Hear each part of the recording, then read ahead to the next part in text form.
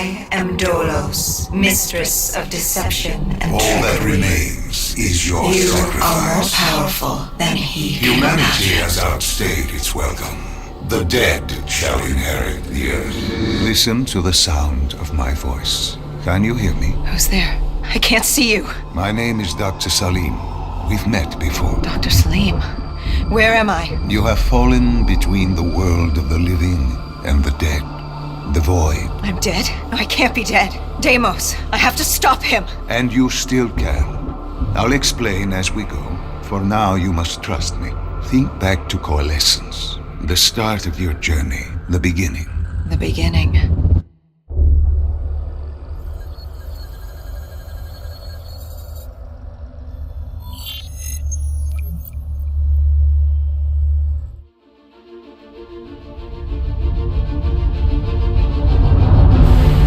It started at Coalescence Singapore in 2070, 10 years after the disaster, after virus 6115 began its spread, after the dead began to walk the earth.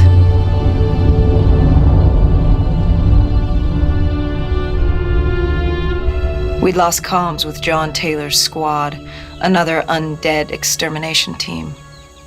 Dead killers, we were called. With our cybernetic augmentations, we were impossible to infect. We were trained to terminate the undead.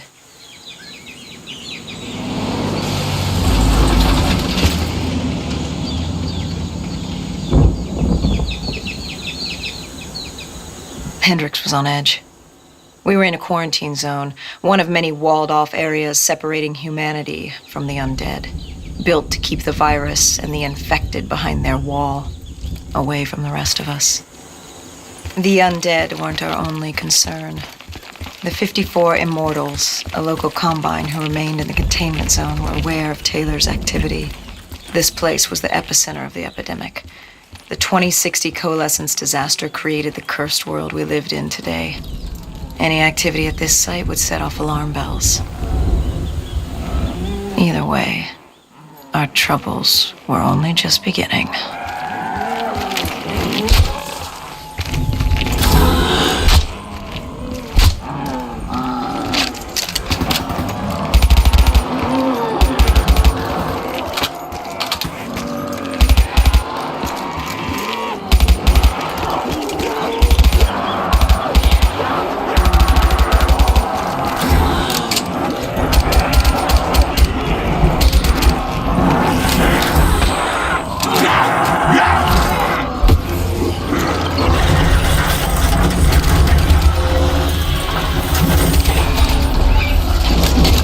We should have known that the ASP was with us. If we were going to bring it down, we'd need to disable its shield and find a rocket launcher.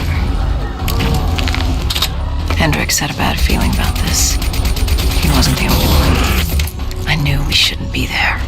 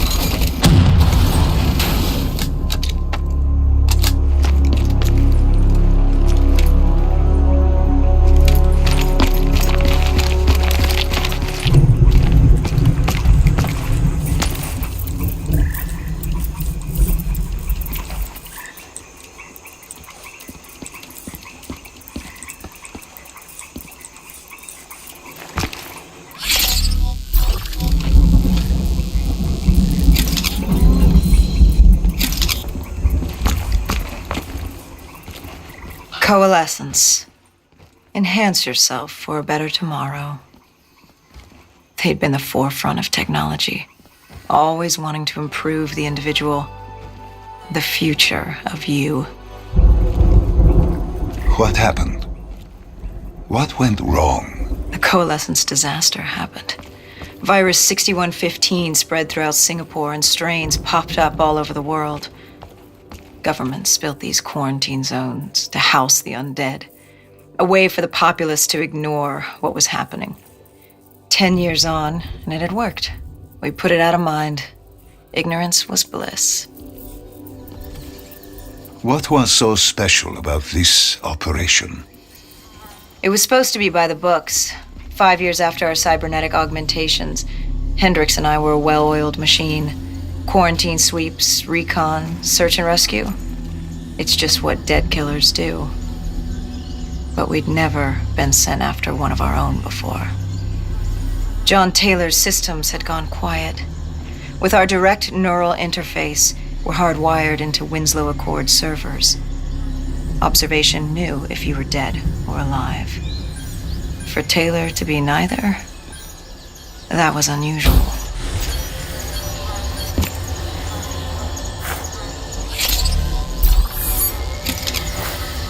We located an EMF source and uploaded it to Central. It was a 54 Immortal audio log, detailing unusual activity coming from the server room at the lowest level of the building. It couldn't have been more than a week old, probably why Taylor's team had been sent to investigate. Hendricks activated a recon drone to scan for life. We picked up a signal coming from far below. As we stood there in the atrium, I felt like Alice. And we were about to jump down the rabbit hole.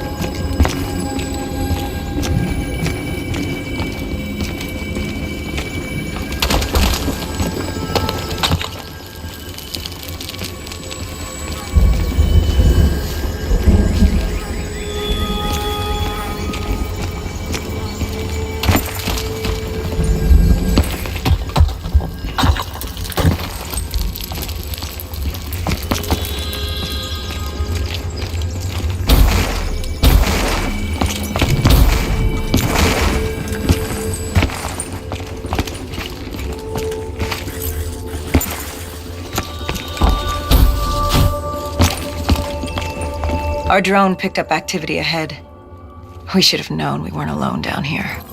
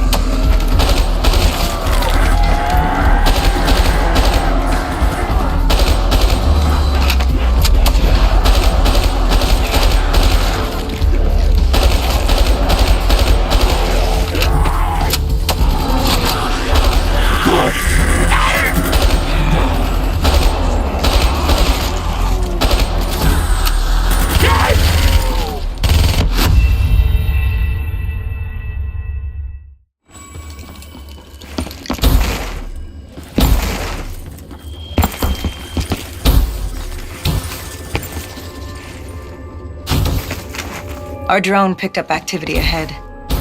We should have known we weren't alone down here.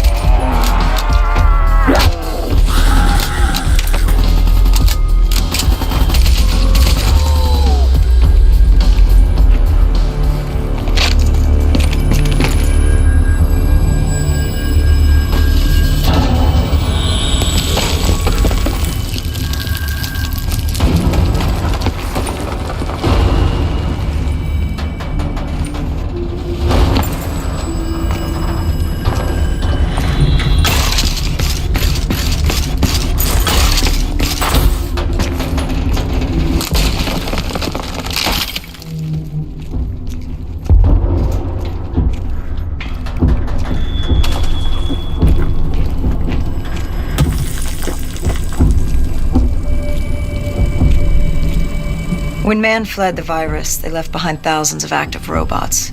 Machinery abandoned with one directive: kill the dead. Years later, they're still killing. But with decrepit programming, somehow humans had been added to their kill list, indistinguishable from our brainless counterparts. The strange behavior was observed in multiple quarantine zones. Another nuisance for us to deal with while on recon. We moved on.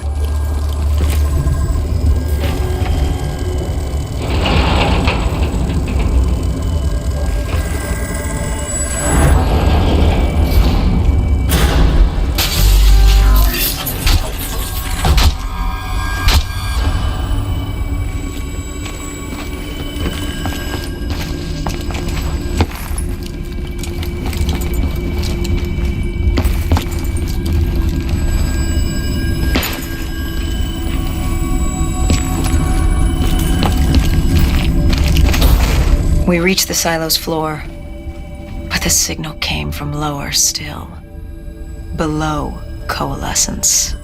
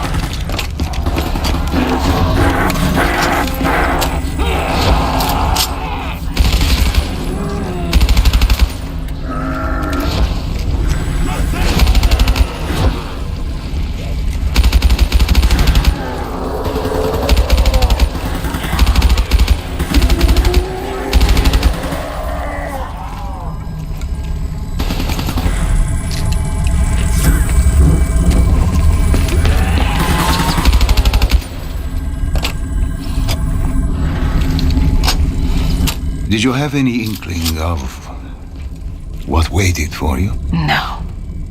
In hindsight, we should have put it together. But the fact of the matter, that day was supposed to be like any other.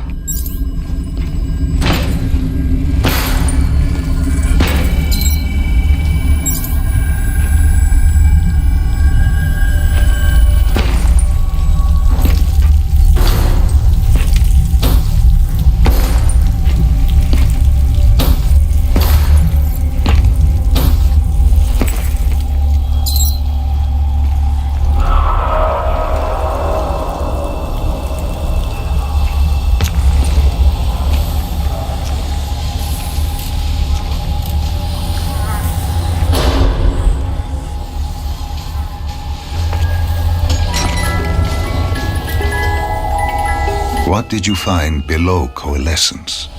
A CIA black project. Project Corvus. Unknown to the world, and unknown to most people in the know. As off the record as it got. A redacted footnote in Langley's history book. Part of me wishes we just turned back. Why? It would have been easier. For me. For Hendricks. For the world. Is it such a bad thing? To want to be blissfully ignorant in the face of daunting adversity? We didn't have a choice. Those who find fate thrust upon them rarely do.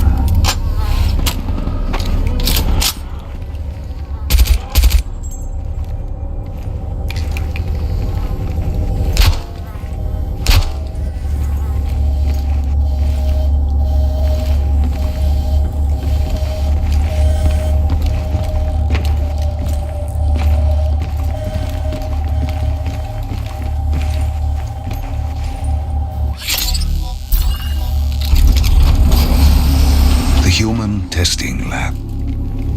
What awaited you there? We found the truth. The cause of the disaster. You are certain of this? We didn't have the full picture. Not yet. But this was the source. We knew Coalescence was where the virus originated, but residue of 6115 in the air left no doubt. This was where it all began. When the disaster happened, hundreds of thousands died instantly. And they were the lucky ones. Because when the rest of Singapore inhaled 6115, they changed. From the living into the living dead. These test subjects, they were linked together, connected with a direct neural interface, their minds hardwired into the central server. Hendricks didn't like what he saw. You knew something was wrong. The same tech in our own heads made us what we were. It was down here in this room. We didn't know what happened, but the data didn't lie. Man did what man always does, playing God and fucking everything up. We, the CIA, man, we created these things. We changed the world. How do you mean, change the world? The Winslow Accord and the Common Defense Pact. We'd been engaged in a Cold War for nearly a decade. 6115 changed that. When the dead walked among us, we set aside our differences. For all of your conflicts, you and your enemy had two things in common. You're both human, and you both want to stay that way. Was this the source of the signal? No, but it looked like Taylor had come through. Our answers were still further down.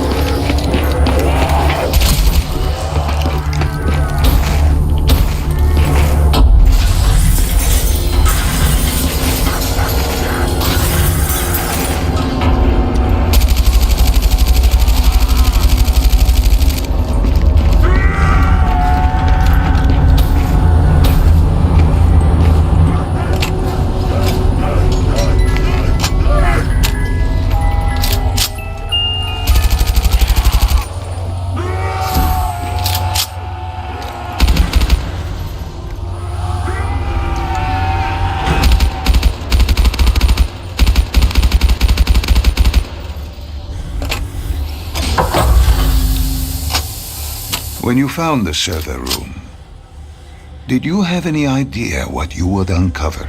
We couldn't have known. What we found was... We found Sebastian Diaz. One of Taylor's. Another dead killer. Our friend. He'd linked himself to the CIA server, connected directly with the Winslow Accord systems. He was deactivating defenses for the undead quarantine zones all over the world. The massive walls containing the spread, keeping us from the undead. Deactivating the defenses would let the flesh-eating hordes loose upon the living. It would end humanity. We had to stop him. The only way to stop him now was by destroying the server.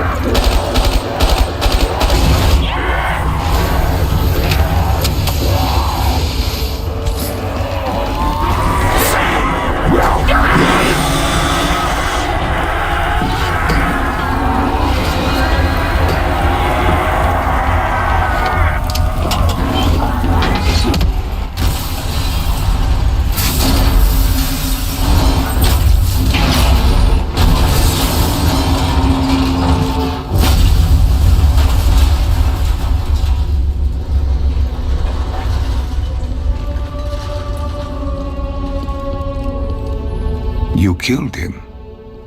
Your friend? He left us no choice. Hendricks wasn't happy and let Diaz know that. He'd unleashed the dead upon the world.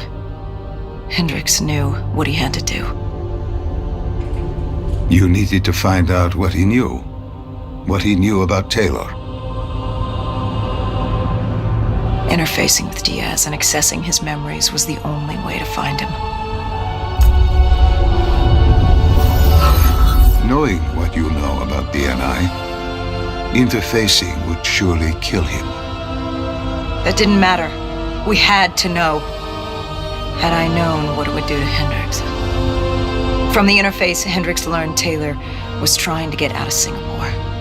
There wouldn't be much time before we'd be too late. Tell me about the name. The name Hendricks learned. The name. Deimos. The demigod of dread and terror. Hendricks, myself, we had no idea what it meant, but Taylor's team was obsessed with it. But more importantly, we learned our arrival on site wasn't a secret.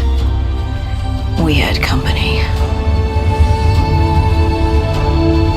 Gojulan, leader of the 54 Immortals. The Winslow Accord had no quarrel with them. To their credit, they had no idea we were down there. Had they known... Well, I'm not sure things would have gone any differently. The Immortals had worried for years about another outbreak. This was the final straw, and contamination was a risk they weren't willing to take. They blew the supports and let the ocean flood the building. We needed to haul ass and get the hell out of there.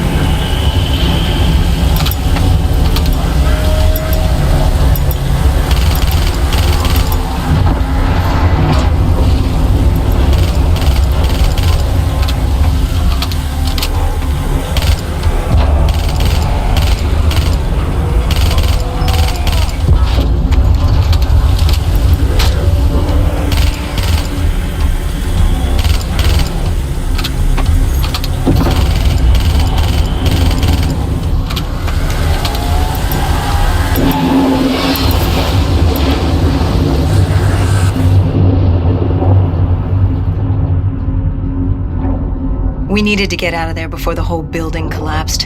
Hendricks had an idea. Flood the lab and let the water pressure jettison us out. Our lungs could take it. He just needed time to open the door.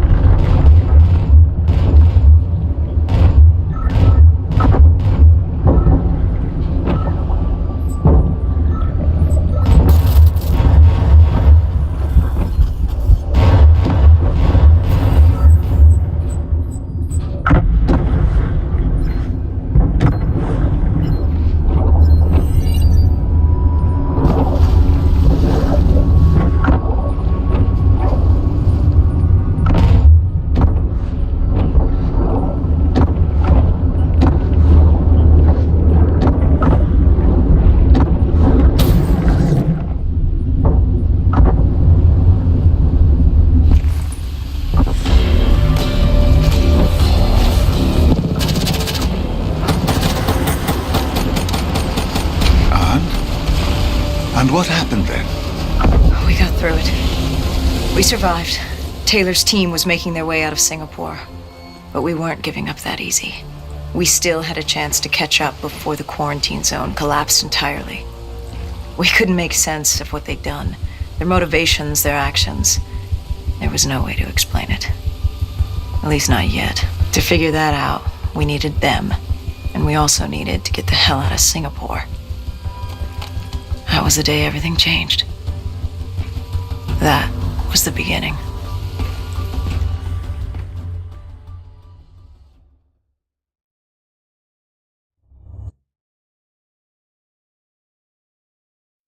All right, Salim.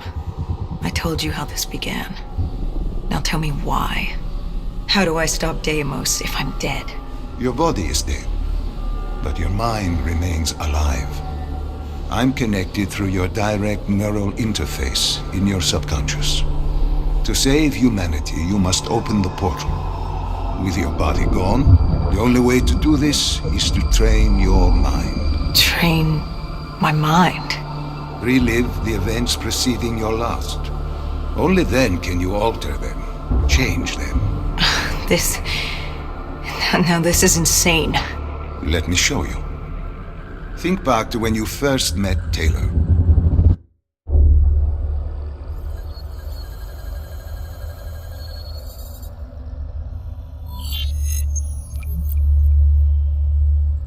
Think back to 2065. You're on a train in Switzerland. I'm heading toward downtown Zurich. On Taylor? That's him. Commander John Taylor. The first dead killer. The definition of determination. I was a rookie then. Fresh blood. There weren't many of us. There were more rumors about our division than actual recruits. They said we were engineered to be immune to 6115. That we couldn't get infected. This was your first mission? Yes. 5 years after the outbreak, most cities had at least one containment zone. But Zurich managed to stay outbreak-free. Now someone wanted to change that. Wait, this feels wrong. This can't be right. This can't be real. How are you doing this? I am not doing anything. This is your mind. I'm the passenger, you're the pilot. But tell me, do you remember the train exploding? No! Stop! Make it stop!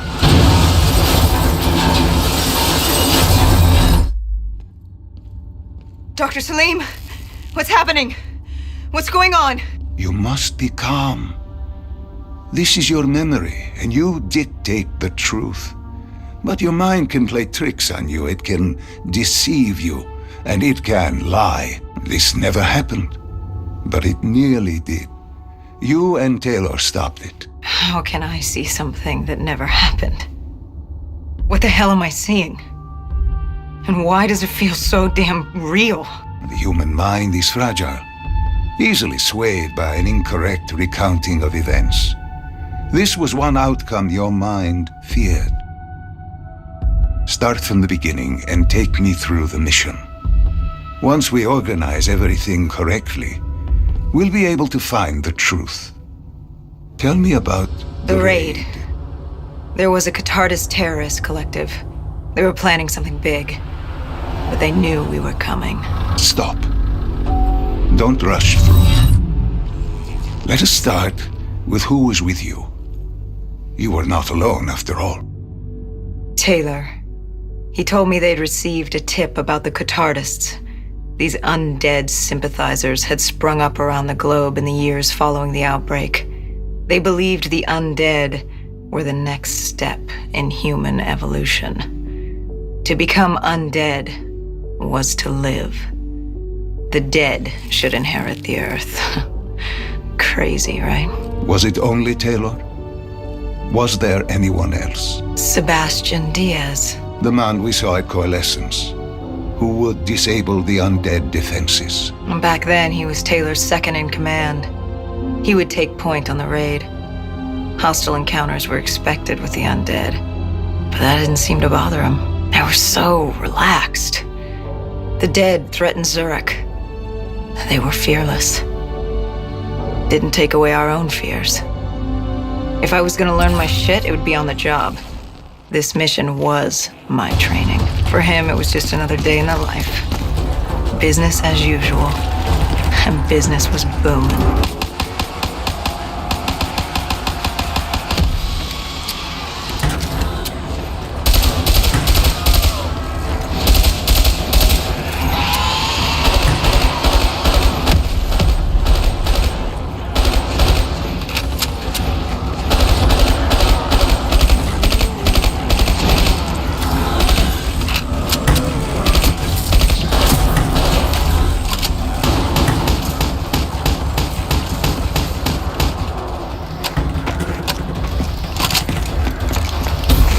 What are these drops I keep seeing?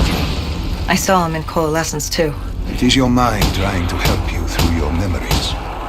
Weapons, abilities, powers. Use them or don't, but they may offer you a temporary advantage. Where did Diaz take you next? We still have to get to the factory entrance.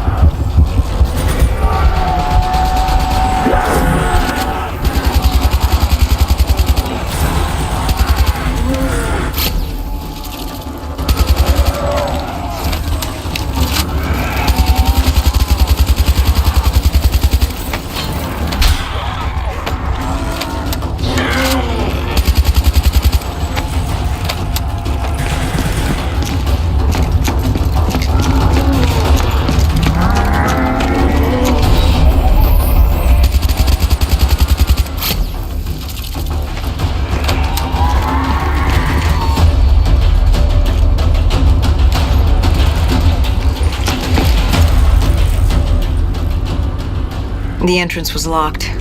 We had to destroy a generator to get it open. That was around the corner, with more dead standing in our way.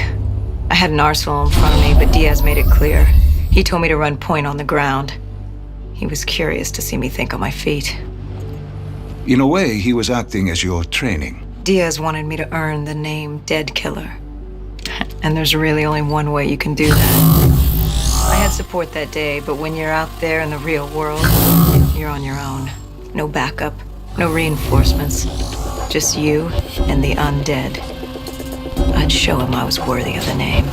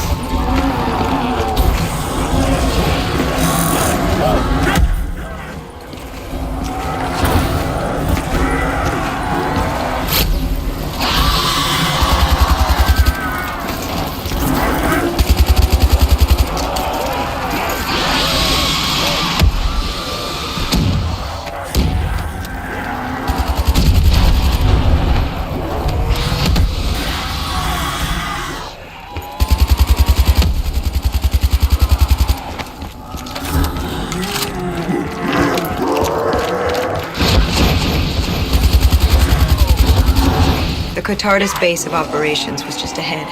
Once we were inside, we'd be able to figure out what they were planning.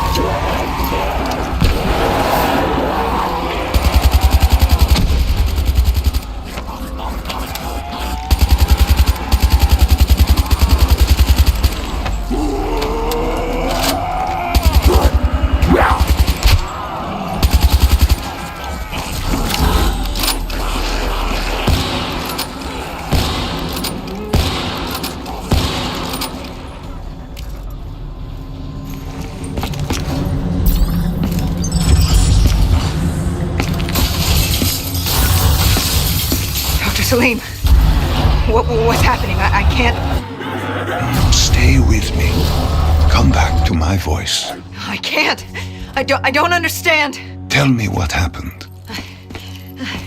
I don't know. I saw robots and they were ripping me apart. What's happening to me? What was I seeing? It is a lapse. Your mind is wandering into the unknown. Your subconscious finding fears, dreams, doubts. Stay with me. Stay with my voice. You're still in the factory. You were about to make a discovery. Yes, there was a console ahead, and Diaz told me to interface to get access to their network. We had to find out what they were planning. Had you ever extracted information with your DNI before? No. Nothing can really prepare you for it. The flood of data, endless streams of infinite information, it's instantaneous, and it's an eternity. What did it show you? The Cotardis had a contact, an inside man at Coalescence World Headquarters in Zurich. We had his address, ID number, security details, the last of which was most telling. He had extensive security clearance at Coalescence. Specifically, he had access to 6115. The virus. Then let us do just that. Let us find him. Take me to his apartment.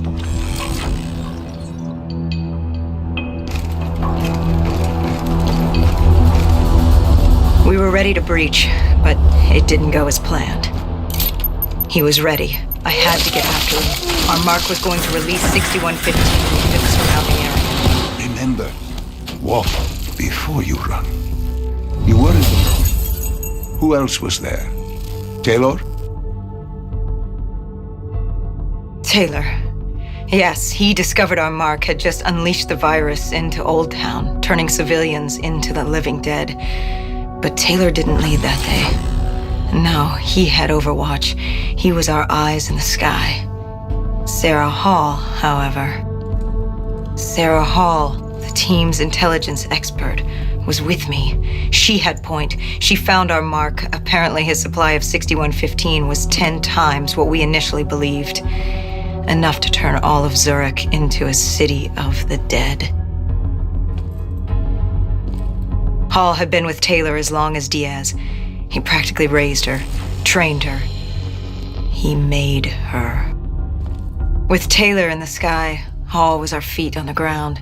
She didn't have as much patience for fresh blood as Diaz.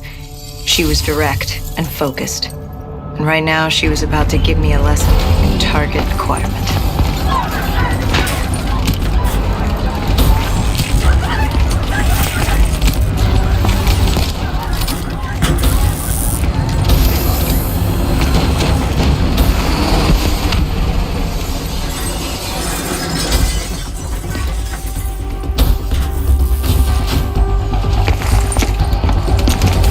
This guy didn't mess around. He had DNI just like us. He was hijacking any robotics he could, sending them after us.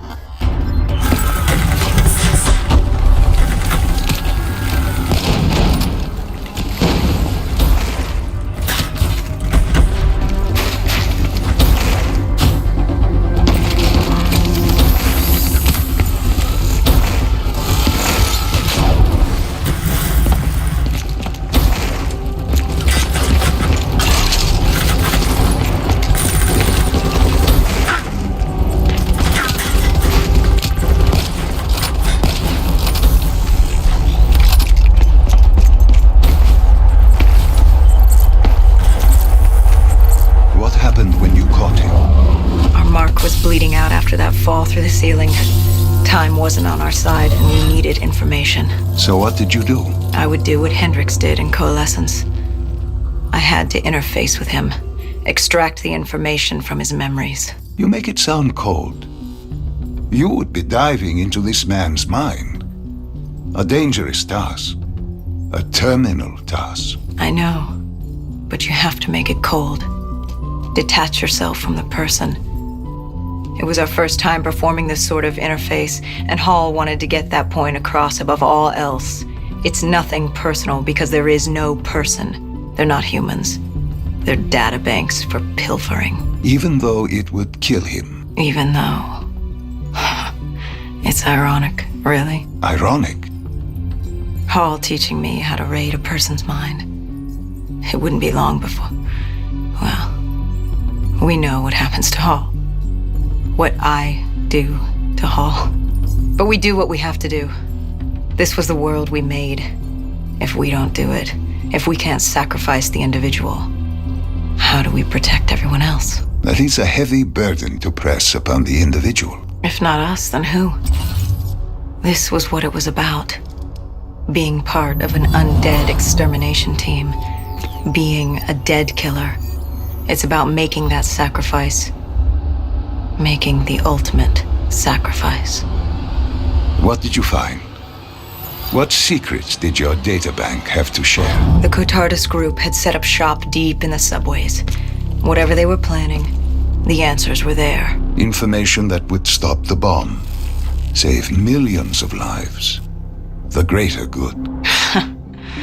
Yeah, the greater good. Taylor joined us. If we were going to move on the subway, we had to act fast. The attack, whatever it was imminent. And your mark? What happened to him after your interface? He was gone. Dead.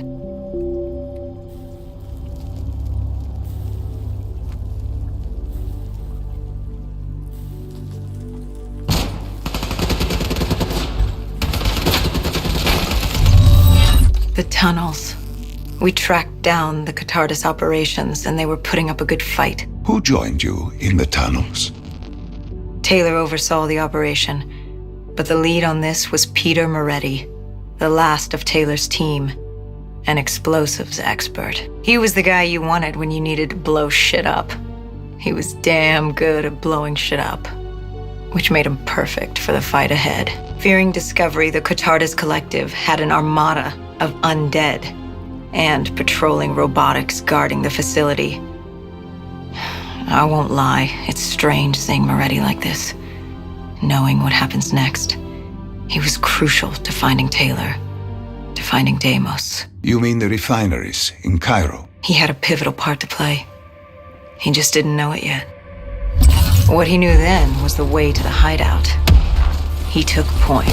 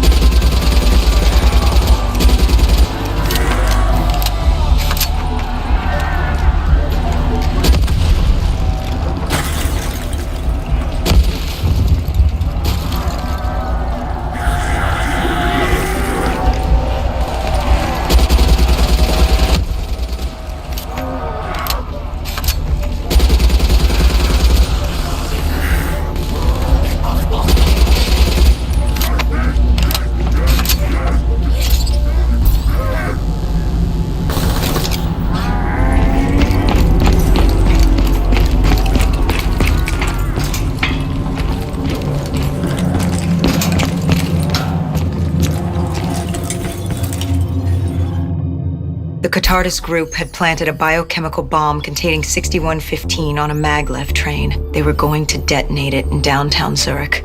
Their plan was to turn the whole city as we feared. Taylor said there wasn't much time, but I'd done good. For all the on-the-job training I'd been through, I'd done all right for myself. All that was left was to find the train.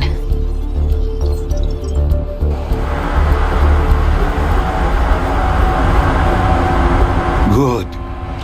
You didn't even need my push to the final memory. You connected events and arrived at the truth. Now what happens? Now we set things right. Through your mind, you realign the events as they occurred. And by doing this, if I work with you and remember the events leading up to Zurich, you will be able to open the gateway. But let's not get ahead of ourselves. Let us finish here first.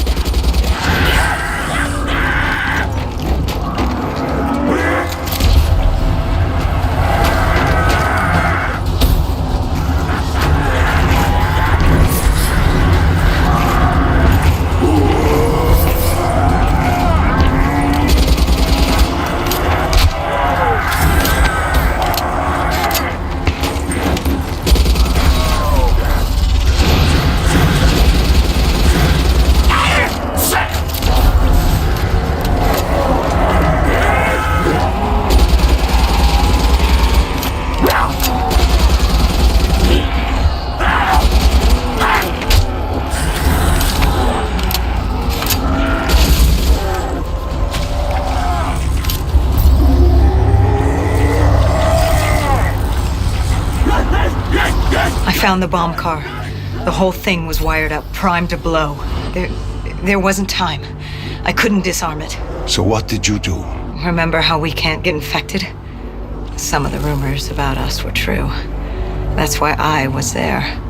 Why we make the sacrifice. I used my cybernetic abilities to reverse the polarity of the train car and detach it.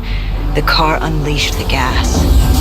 Safely inside the city. And you lived?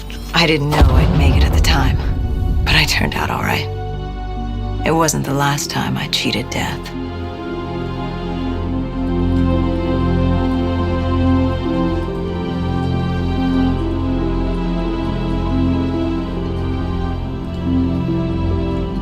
No. No. I remember this place. What are they doing to me? Dr. Salim, what am I seeing? Taylor. Why can't I move? You must let this go. Stay with me. Relax. Come back to me. Come back to the void.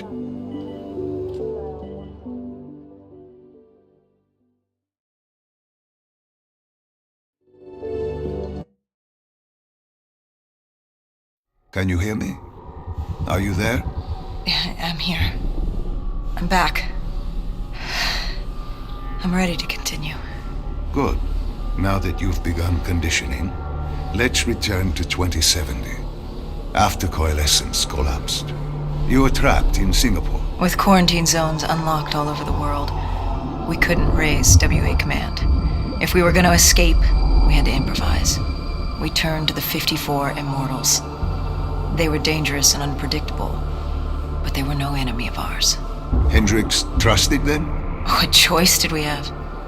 If we wanted out of Singapore, we had to go through the biodomes. We had to go through the Immortals.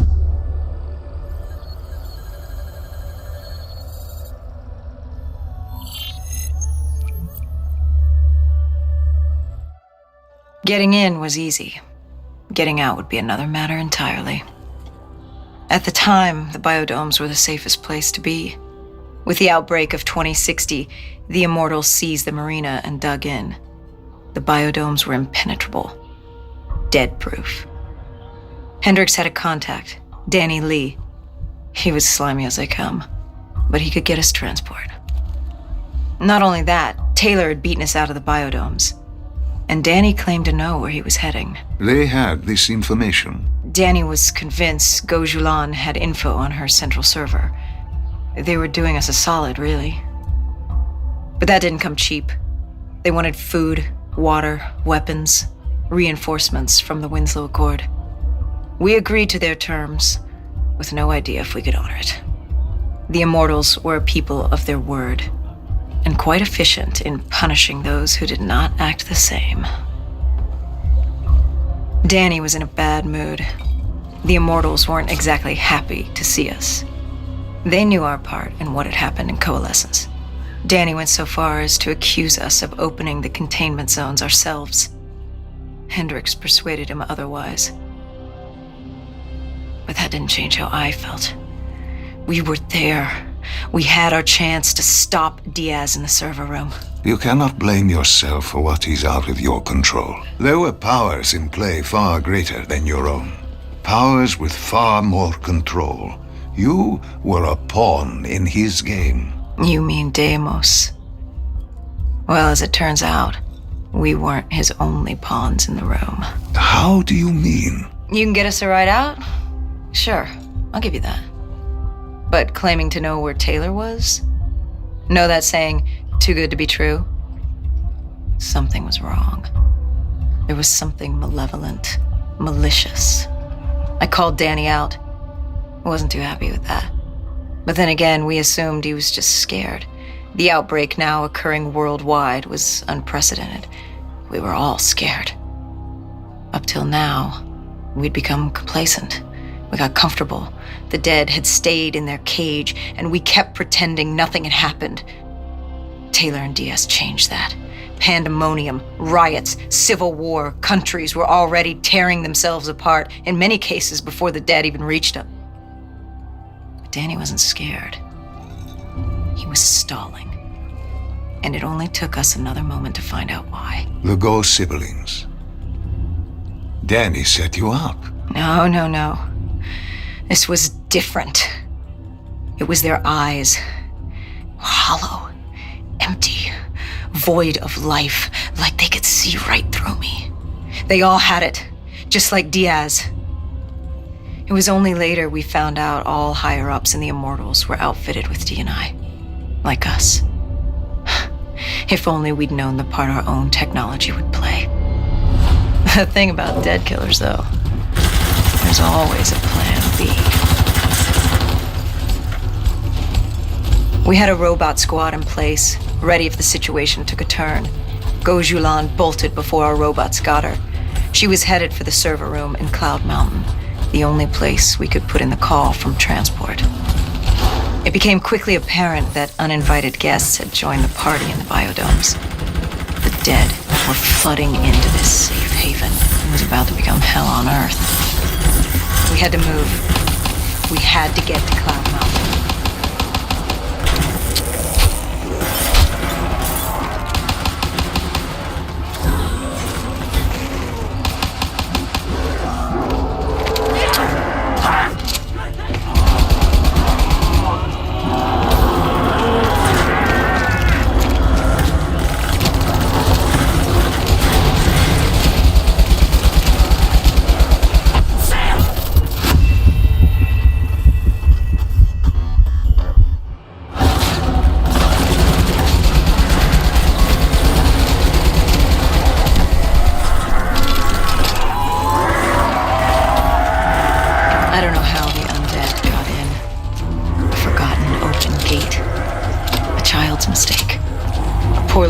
Board over a window.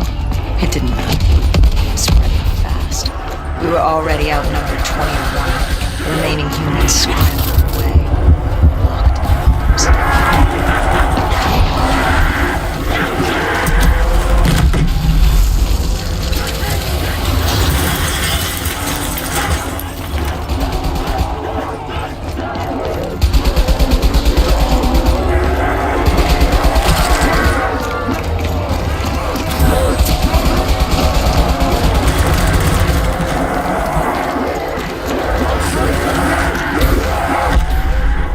heard that familiar screech. Parasites, mutated creatures born out of 6115, were flying towards us.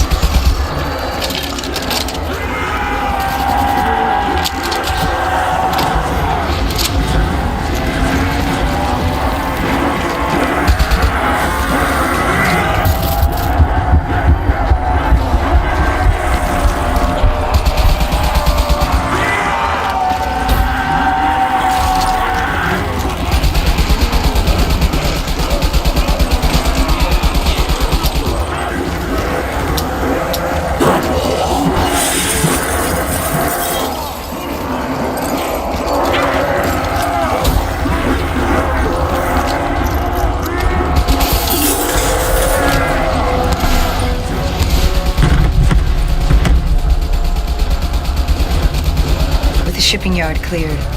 Cloud Mountain was just ahead. The server room at the top. We had a long climb ahead of us.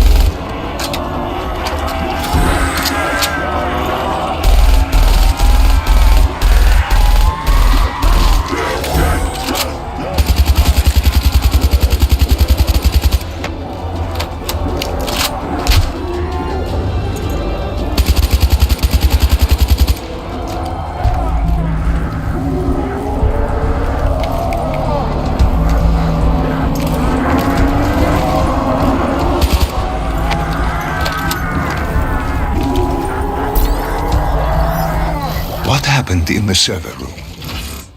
By the time we got there, Gojulan encrypted her hardware, locking us out of the central server. Hendricks stepped in, but we were a few seconds too late. Damage was done. Why did she lock you out? It didn't make any sense. Sure, we weren't on the best of terms, but this wasn't her. Something else made her do it. Something was controlling her. The encryption used a biometric hand scan. Hendricks tried to unlock it. But the Go siblings were smart. They'd set up an access system requiring both of their hands for authorization. And her brother was shredded with bullets back in the bar. We could hear the horde coming, and we only had one sibling. But she did have two hands. You chose to cut off her hand. Why? I hoped the biometrics were interchangeable, allowing the siblings to use either reader. If we were calling transport and getting out alive, it had to work. Lucky for us, it did. Hendricks interfaced with the system. He was able to raise WA command. We needed a ride out ASAP. They had a VTOL a few minutes out. Rendezvous was set for the top of the dome. But Hendricks wanted to know what Gojulan had on Taylor. Anything, even the smallest detail, could be helpful in picking up his trail. That would take some time. And time was something we didn't have. Hendricks searched the archives. I dealt with the incoming horde.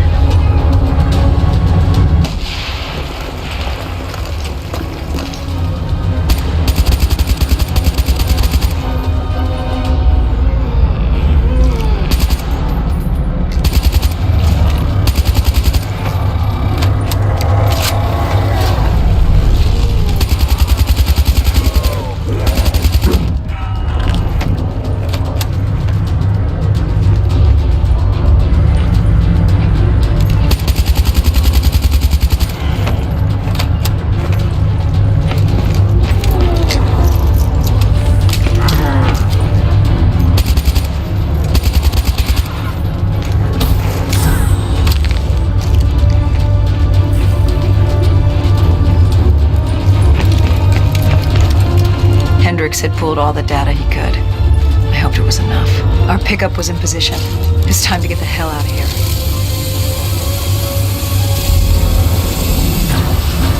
Our bird wasn't alone at the time. Our VTOL had caught the attention of an old automated wraith. We needed to find another way.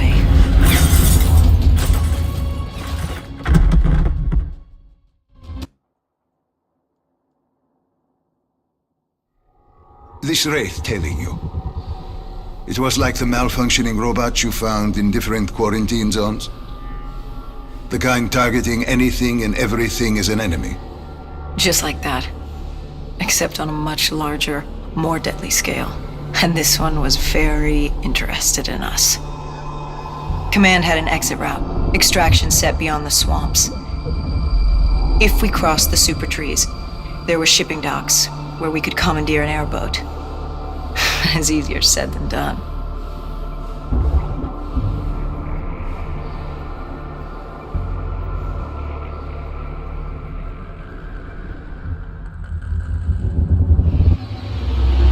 Between the flesh eaters and that wraith eyeing us, the super trees would be no walk in the park.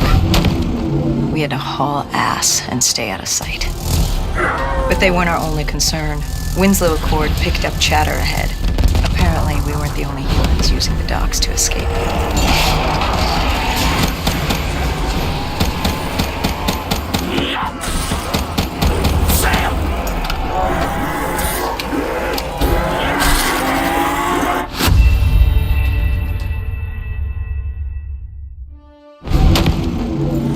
haul ass and stay out of sight. But they weren't our only concern. Winslow Accord picked up chatter ahead. Apparently, we weren't the only humans using the docks to escape.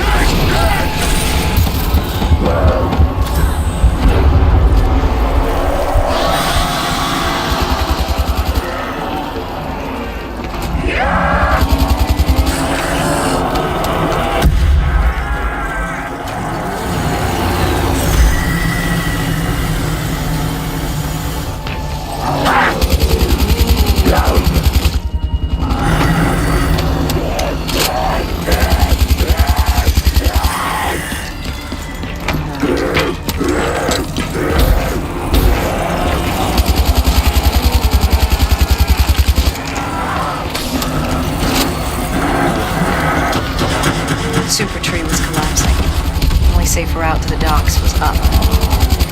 Chatter confirmed that 54 Immortals were scrambling to get out of the biodomes through the swamps.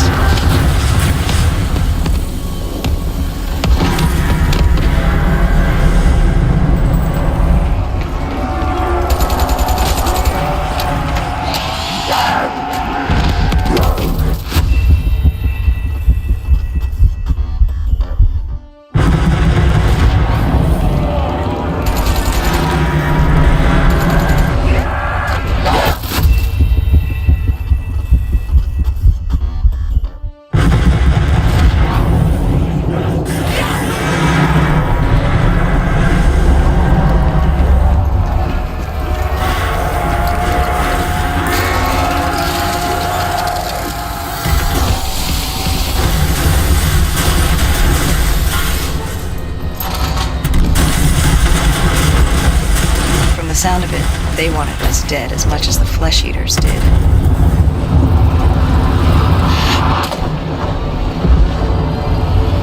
Looked like we were jumping from one bad situation into another.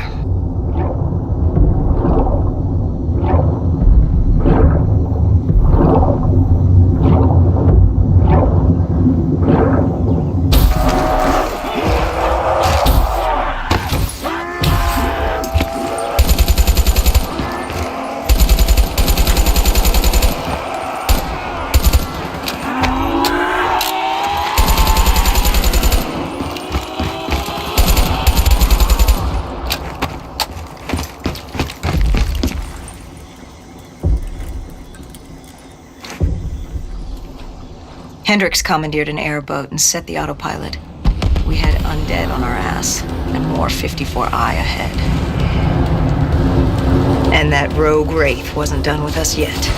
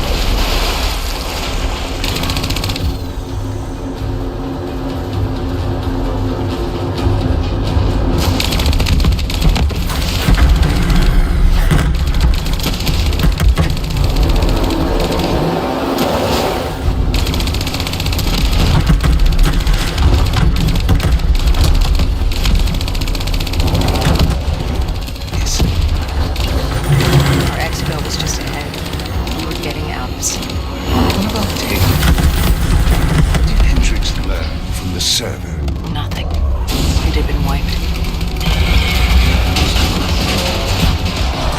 Tail was in the wind. And the virus, 6115, wouldn't stop this time. The Winslow Accord and CDP had been thrown into chaos. We'd lost Hong Kong, Berlin, and Cairo. And it was just getting started. What would come next? How the world would change? There was no way to be ready for that.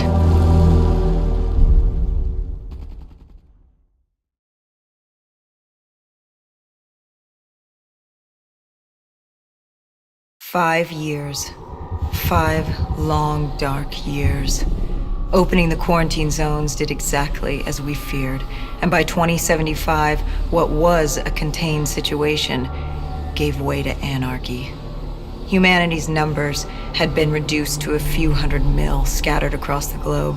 The undead had risen to 7 billion. Taylor was in the wind, a faded reminder of our inability to stop Armageddon. There was still a Winslow Accord kill-on-sight ordinance in place, but he was a distant memory, until the aquifers. We were on a routine bombing run outside Cairo. Our orders were to bomb the dead into the next life.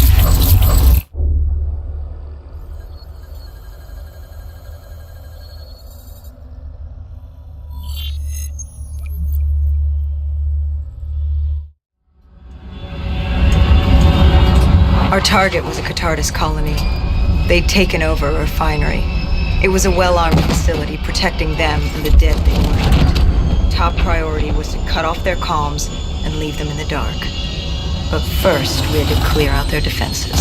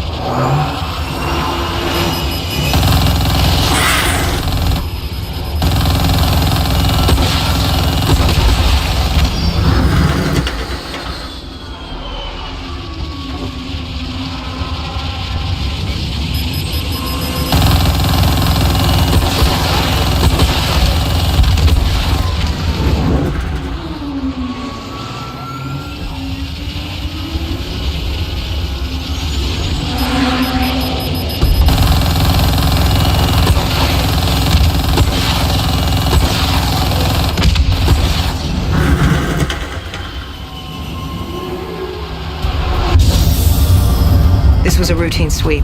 Every time another sympathizer colony sprouted up, we'd squash it back down. As far as we were concerned, we were doing the world a favor.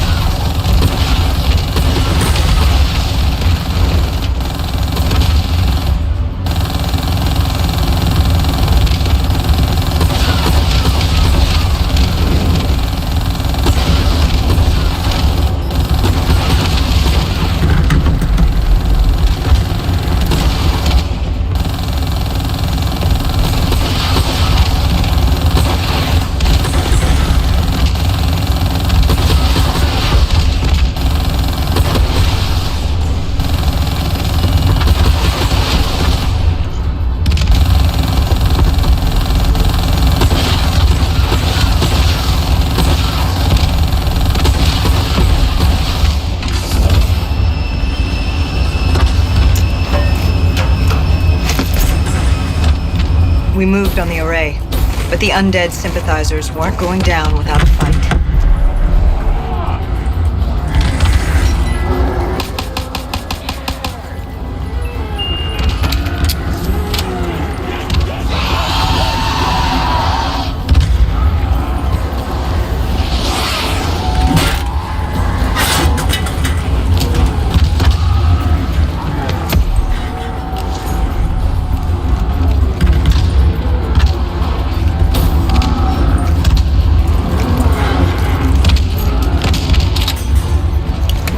Disabling the comms would take some time.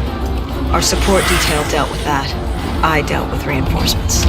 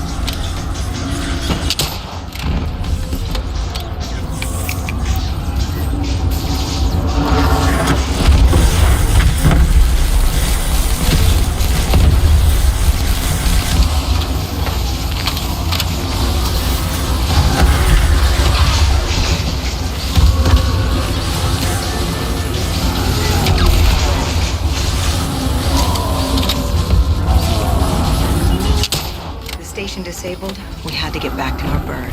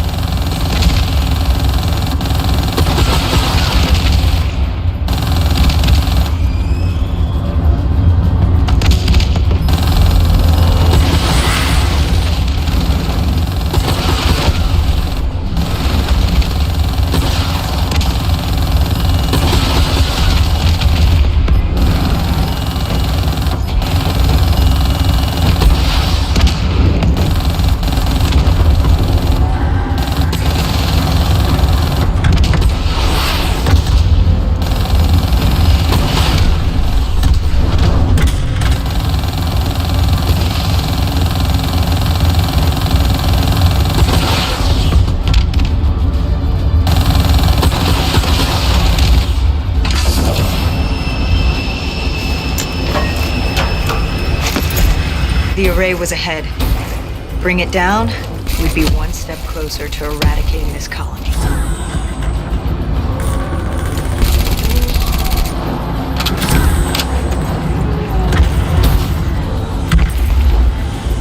Our support detail needed a few moments to disable the array.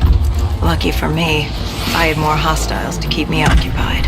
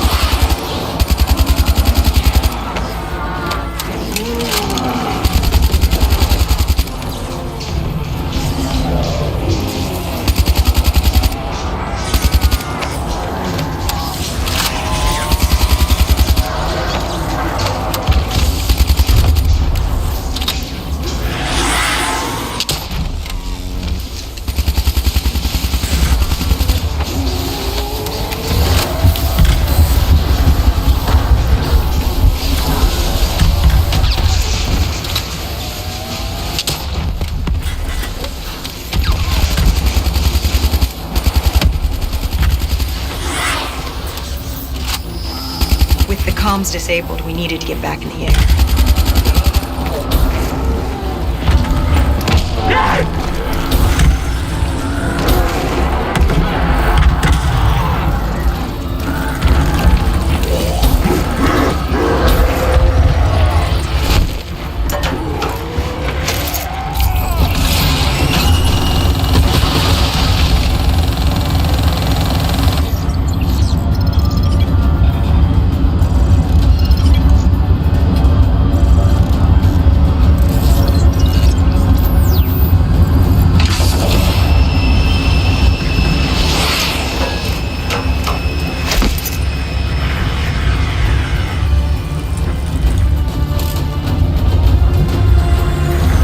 With their comms jammed, the next step was to breach the control room to take back the facility. There was access ahead. I just needed to get through the flooded room in front of me. Our support detail insisted on coming with. When you were swimming, something went wrong. Our D&I. There was a malfunction. What did you see? I saw... I was drowning. I thought I heard... This is not your time. Get back up. Do not trust him. Everything is not what it seems. What did you hear? Nothing. I couldn't make it out. Get up. Then I woke up. Someone pulled me out of the water. Someone saved me. Saved you? A guardian angel. Someone watching over me. My support detail. She got through somehow and pulled me out. She brought me back from the brink. She said it wasn't my time. My work wasn't done. I had to stop Taylor. I don't know how she knew. It didn't make any sense. Did you know her? This woman? No. I'd never worked with her before today. And yet she knew about Taylor. She knew about what happened. And you're sure she was there? What? Why? You think I made her up? You yourself said your DNI systems were malfunctioning. What? You gonna tell me I'm crazy next? I know what I saw. I did not make her up. I didn't fucking imagine her. Did she have a name? Of course she had a fucking name. The Guardian Angel. She said her name was Kane. She told me she'd help me get through this. She said we had to move. Control was beyond a server room ahead. If we were going to take the refinery from these dead sympathizers, we needed to clear it out. If we couldn't, it would be on to Plan B. Plan B? Plan bomb this shithole to hell.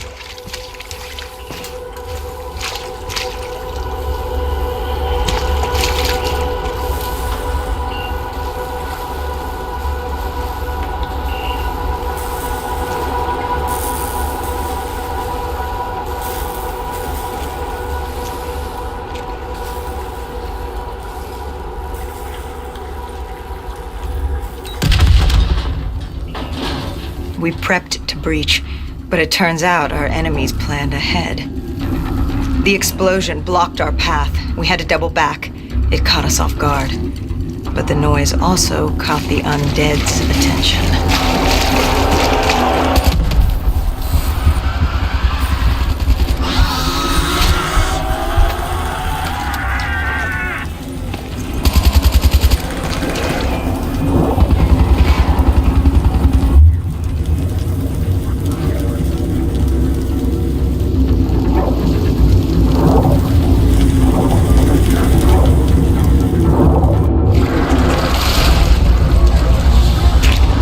We regrouped with our allies. That's Egyptian Army Lieutenant Ziad Khalil, friend of ours. He was durable, seasoned. He defended his home through undead wars. He wouldn't go down without a fight. What was the plan? Khalil would move on Control from the exterior. I'd sweep the dead from the air. Our Guardian Angel accompanied me.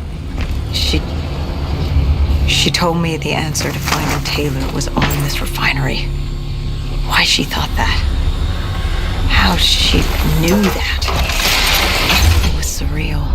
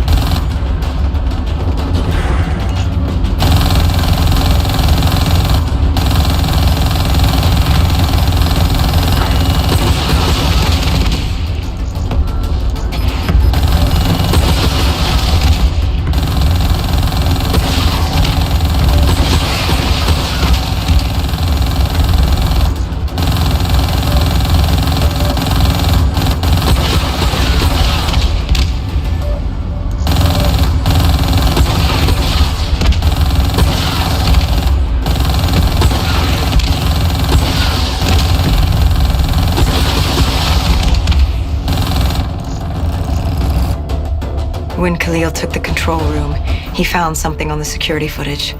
Something we needed to see. Taylor. Like seeing a ghost. We just stumbled upon him. This wasn't just a Cotardus colony. This was Taylor's hideout. They were already evacuating Taylor. We locked down the facility, separating Taylor and his associate, Moretti. Who did you go after? It was too late for Taylor. The Cotardus put him on a VTOL. We go after Moretti. Command informed us the kill order was still active. Hendricks didn't like that. It wasn't his call. How did you feel about it? 5 years. 5 years after our fuck-up, and we could fix it. I'd gladly take the shot.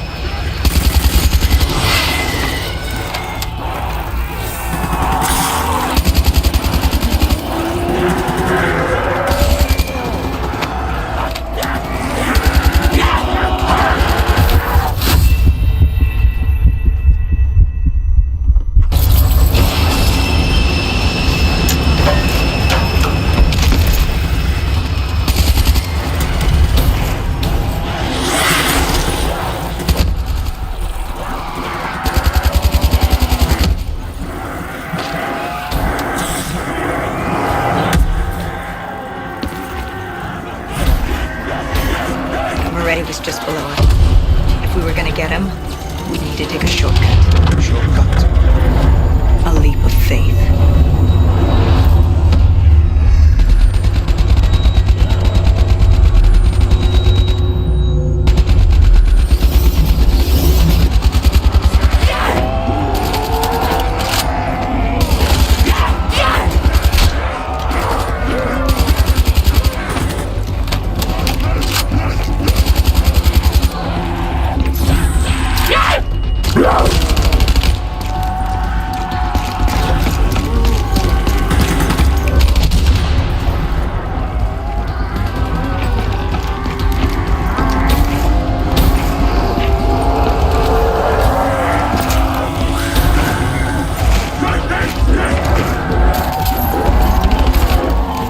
Listen to her. Trust her.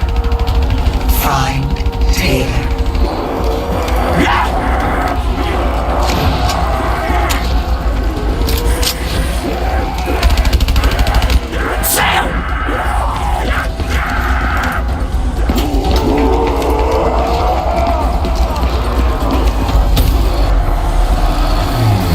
How was Hendricks coping with the change of plans?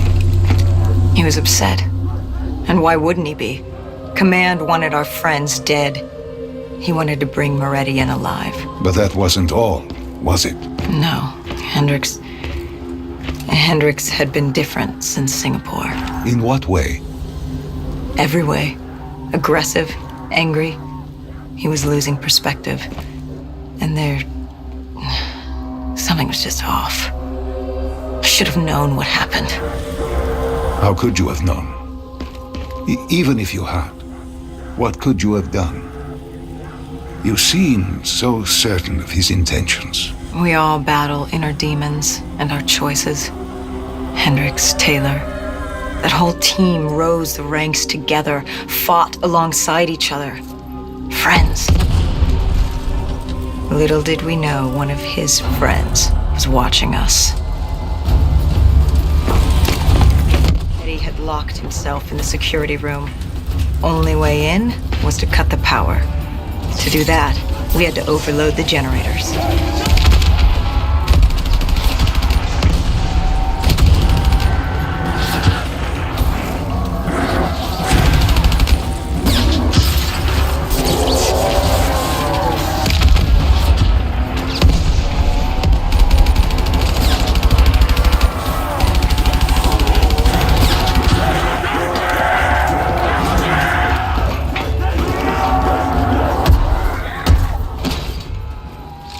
cornered him. What did Moretti say? He said that name, same as Diaz. Deimos. He said if I wanted answers, I had to find Damien Bishop, a man we both knew from a past mission. Bishop could help stop Deimos. But first, I had to kill him. He kept saying, "This isn't me, this isn't me." He kept saying Deimos made him do it. So I granted his last request.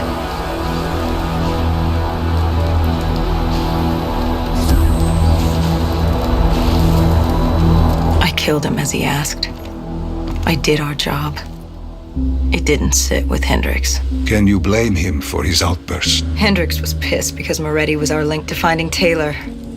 A link I just severed and split open on a spike. And the guilt I carried all those years that I channeled inward, Hendricks channeled outward. At me. This was our chance to fix our mistake, and I fucked that up. Hendricks said I may as well have damned the world myself. I'd had enough. I knocked some sense into him. Sometimes it was the only way to get through. I told him what Moretti had told me about Bishop, Deimos, whoever the hell he was. The mention of Bishop got Hendricks' attention. Last we saw him was back in '65, 10 years ago in Ethiopia. How Bishop knew Deimos, we hadn't a clue. But we'd figure this shit out, and we'd do it together. But right then, we had bigger problems. The Egyptian army couldn't hold the refinery. Plan bomb this shithole to hell was a go. We had to get out of there. Now.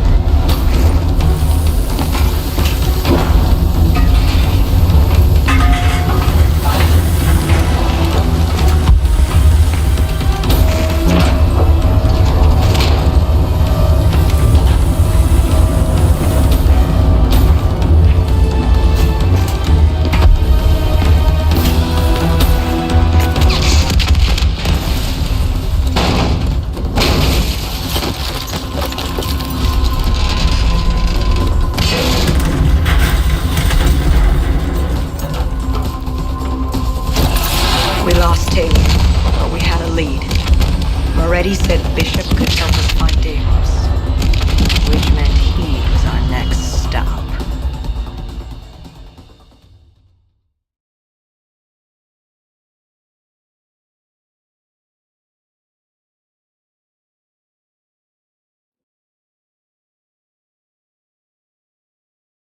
This Bishop that Moretti mentioned. Damien Bishop, the man who found the cure. A vaccination to make 6115 victims human again. A cure? Did it work? It should have. Something was blocking it. Bishop had this theory. He believed somewhere there was an undead brain. A single creature controlling them as a collective hive. He believed that it somehow blocked the cure. We met him in 2065 when he made the breakthrough. News traveled fast. He and a few others were kidnapped in Ethiopia. It was a joint op with Taylor's team. We were to extract Bishop from a base overrun by the dead.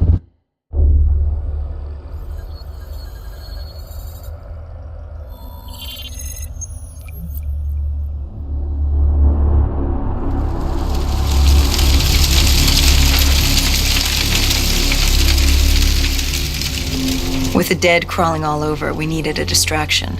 Something to keep the flesh eaters occupied so we could grab Bishop. We weren't dead killers yet, so we had to be a little more creative. Lucky for us, there were plenty of NRC birds in the sky, and the NRC's dead system still worked. Laser cannons built to auto-target any hostile aircraft. So you created the diversion. And Taylor's team prepped extraction. Unfortunately, it seemed our cover wouldn't last as long as we hoped. The remaining NRC noticed the radio silence from air traffic control, and it sent soldiers to investigate. Command set exfil for a satellite station off base. We reset the dead system to target one of the automated planes circling above. Turns out the undead have a thing for giant explosions, like moths drawn to a porch lamp. And all we had to do was turn on the lights.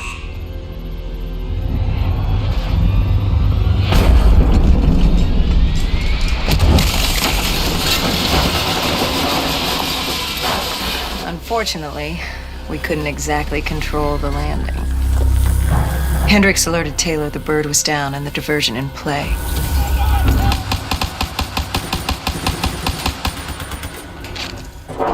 We took out the NRC and moved. Bishop was being held underground in the security station across the tarmac.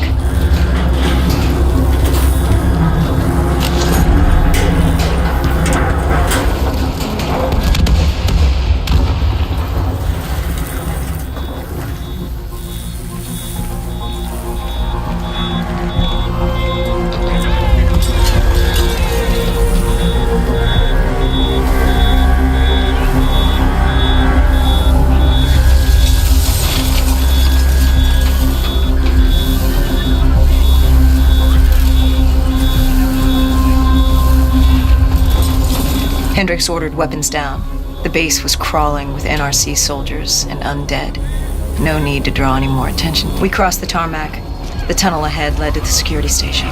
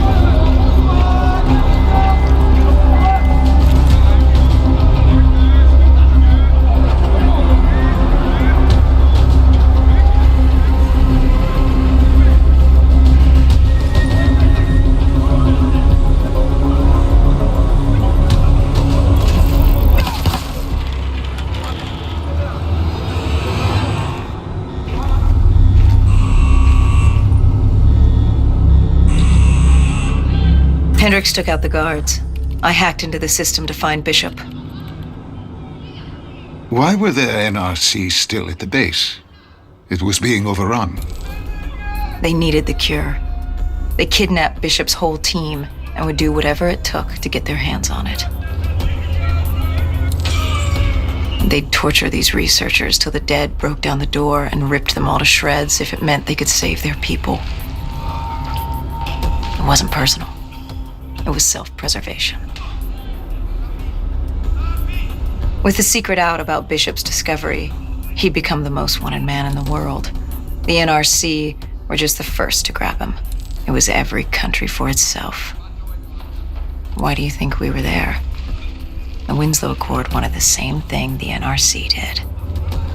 You can't rationalize anything when you're put up against the wall. Nothing about this was rational. It was instinctual, animalistic, survival.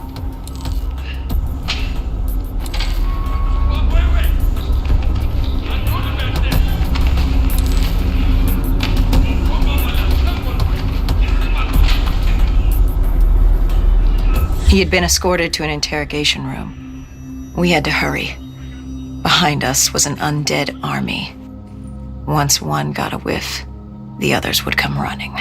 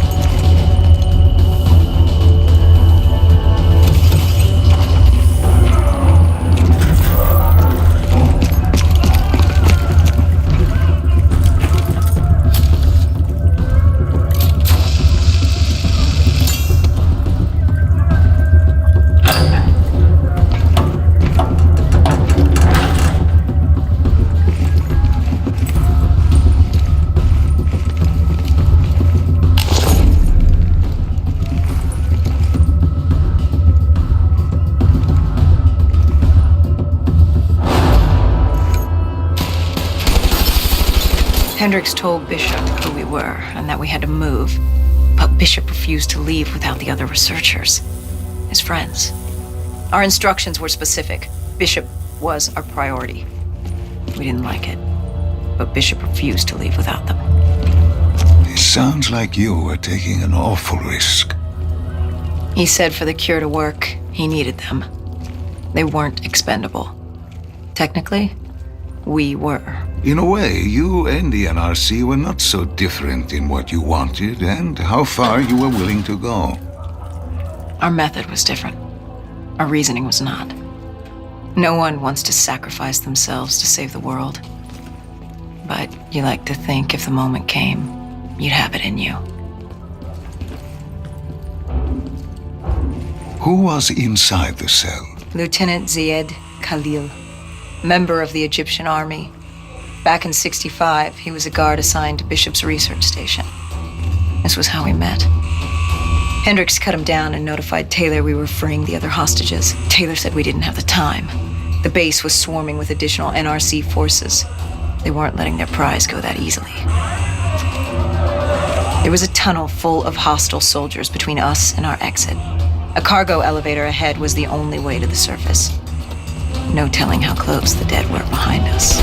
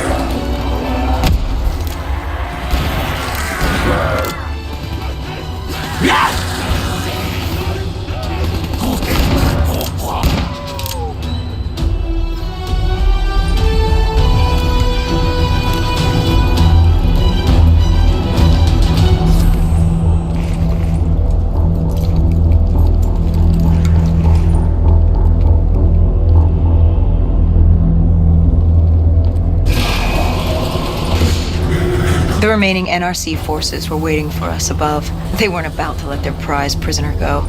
If it meant getting the cure and saving their families, they were willing to die for it. And they weren't the only ones. We'd never seen dead killers in action before. To us, it was a spectacle. To them, it was just another day in the life.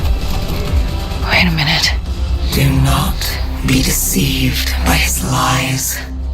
Remember your past. Remember when you first met John Taylor. Remember the truth. Wait, this is wrong. This can't be real. I told you I met Taylor in Zurich during the 2065 Catardist Uprising, after I became a dead killer. But here I am with Taylor, and my limbs haven't been replaced yet. I'm still human. Why did you tell me that the first time I met Taylor was Zurich? Focus. You need to complete this memory. What was Taylor's plan? We were still on for exfil, but first we had to blow the bridge. We followed Diaz. Undead and NRC forces were converging on our position.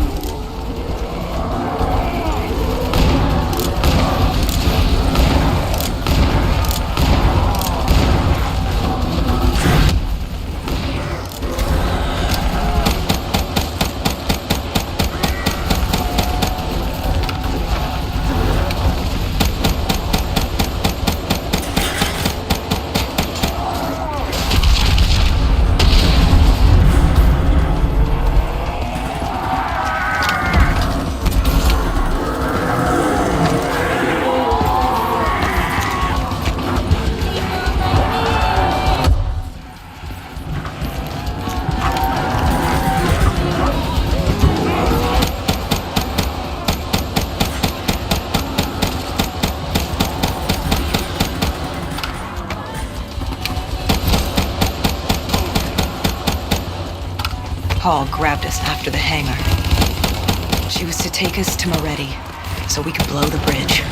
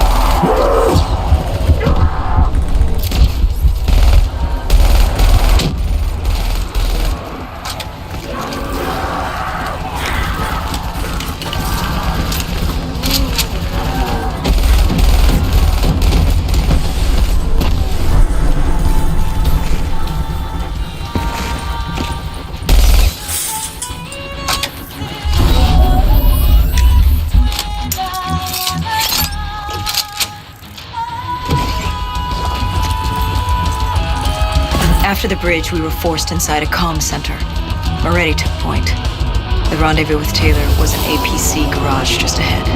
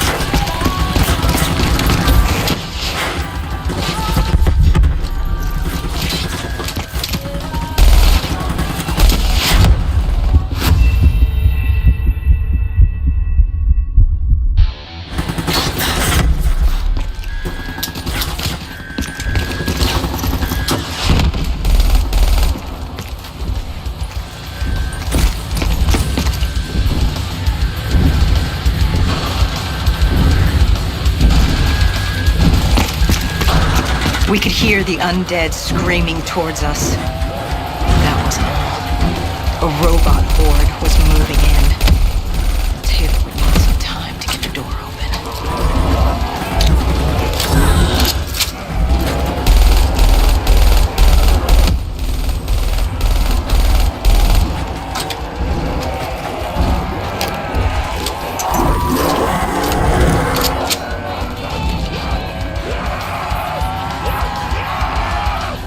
You were forced into the garage. What happened there? Hendricks wanted to go back and get the other hostages. Taylor said Bishop was priority. After all, he had the cure. The rest were just collateral. What did Taylor do? He volunteered to take his team to get the others. We were to take Khalil and Bishop to exfil.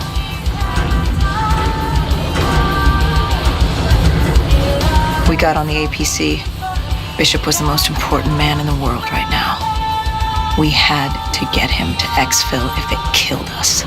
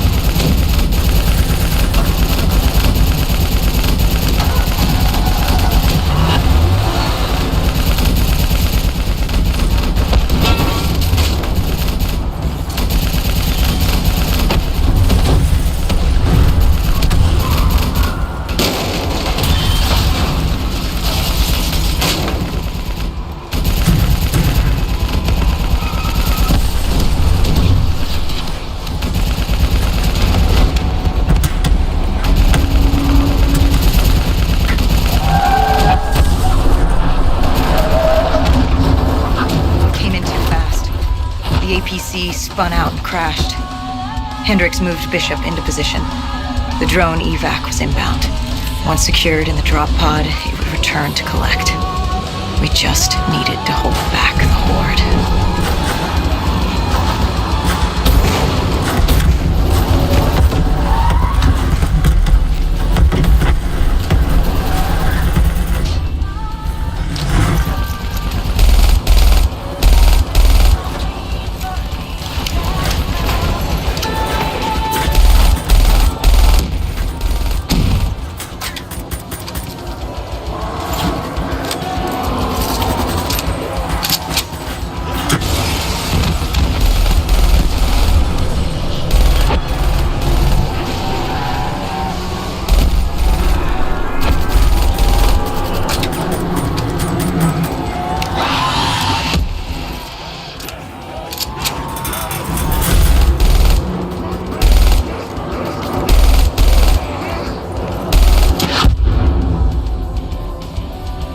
What happened? Airspace was compromised. They had to pull out. Bishop was priority. We were exhausted. We heard tape. He was inbound and told us to hang on. No. I can't do this. I can't live this again. No. Please.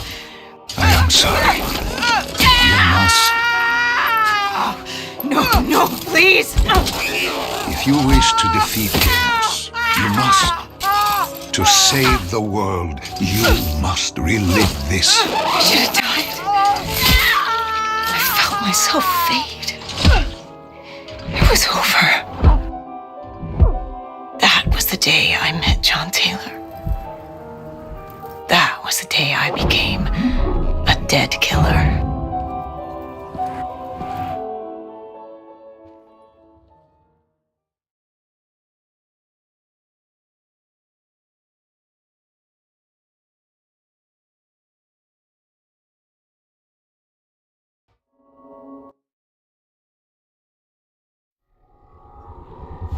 That was the day you met Bishop, the man who found the cure, before he died at the Cairo aquifers.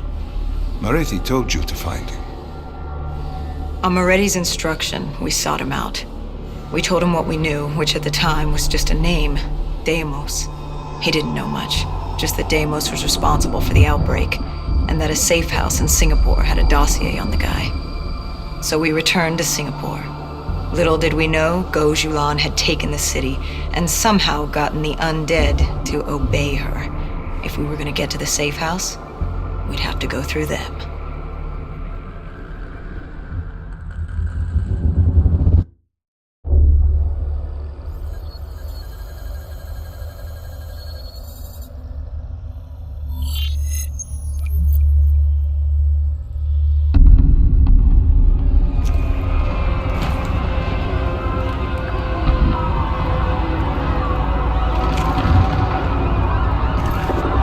The vultures, sadistic scavengers, ravaged by atrocity and time, driven by fear and insanity.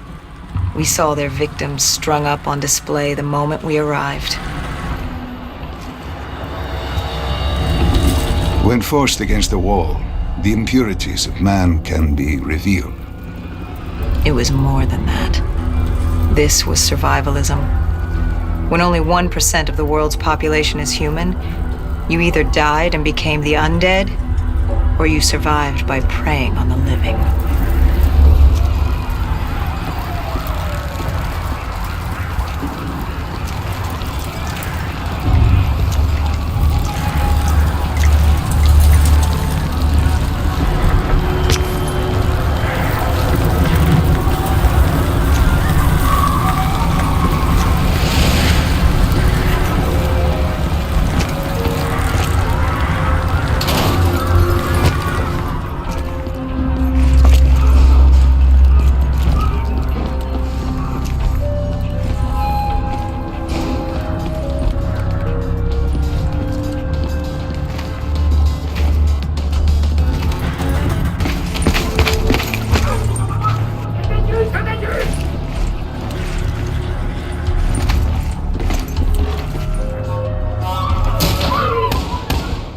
had a bad feeling about this.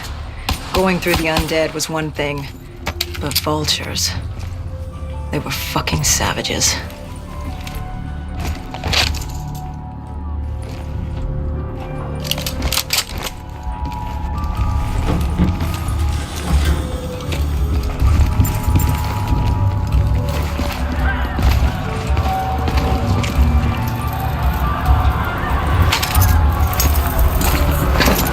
These scavengers were well equipped. I suppose that's what you get when you prey on your fellow man. We made quick work of them.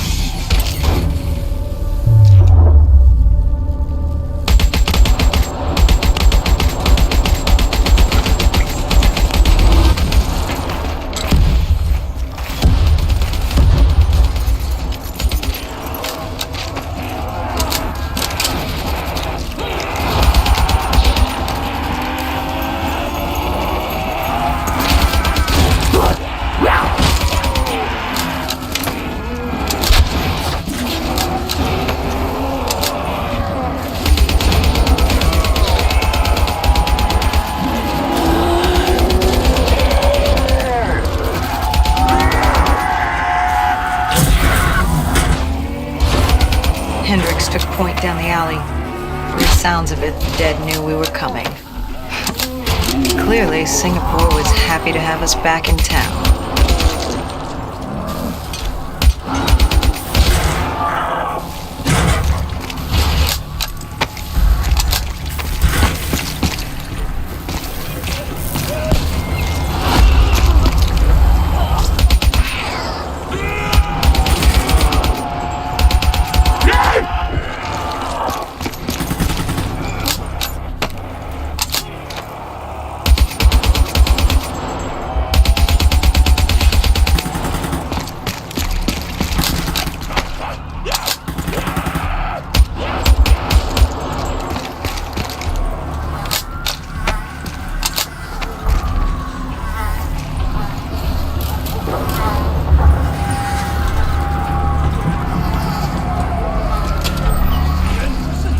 Overwatch confirmed the vultures were converging on the safe house.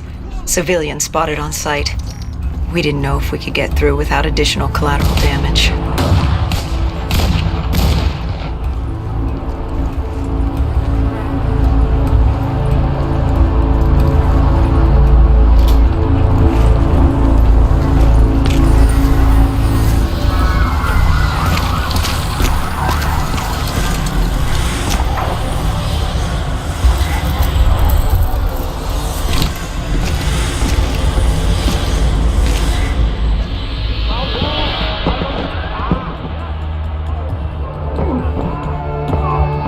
Curious, the vulture's behavior.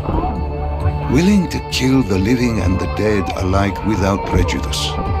Survival of the fittest at its most primal. They act with reckless abandon without thinking of the consequences. They had to know, the more they killed other humans, the slimmer their chances became.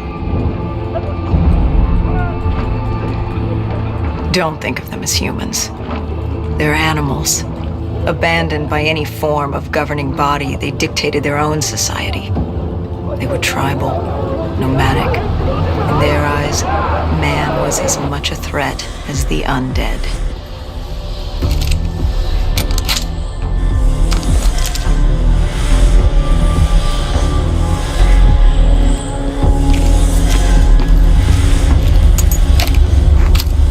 The scavengers began realizing they weren't the only humans in the area.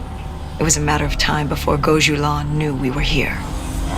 The safe house was beyond the gardens, but the gardens belonged to the dead. They smelled us lurking above.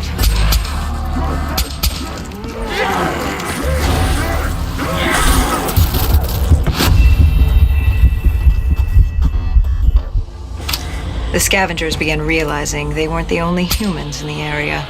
It was a matter of time before Gojulan knew we were here. The safe house was beyond the gardens, but the gardens belonged to the dead. They smelled us lurking above.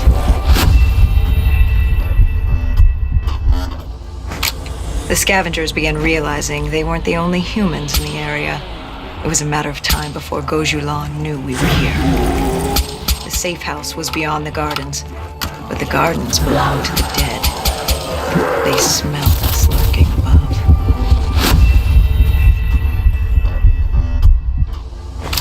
The scavengers began realizing they weren't the only humans in the area. It was a matter of time before Gojulan knew we were here. The safe house was beyond the gardens, but the gardens belonged to the dead. They smelled us lurking above.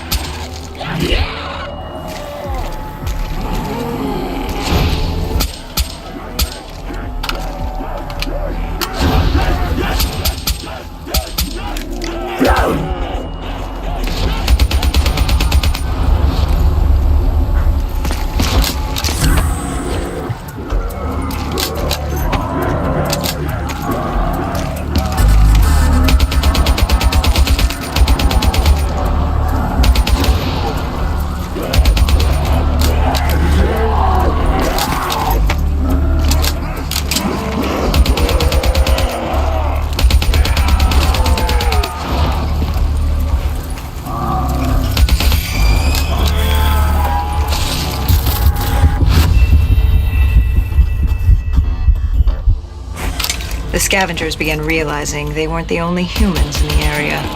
It was a matter of time before Gojulan knew we were here. The safe house was beyond the gardens, but the gardens belonged to the dead. They smelled us lurking above.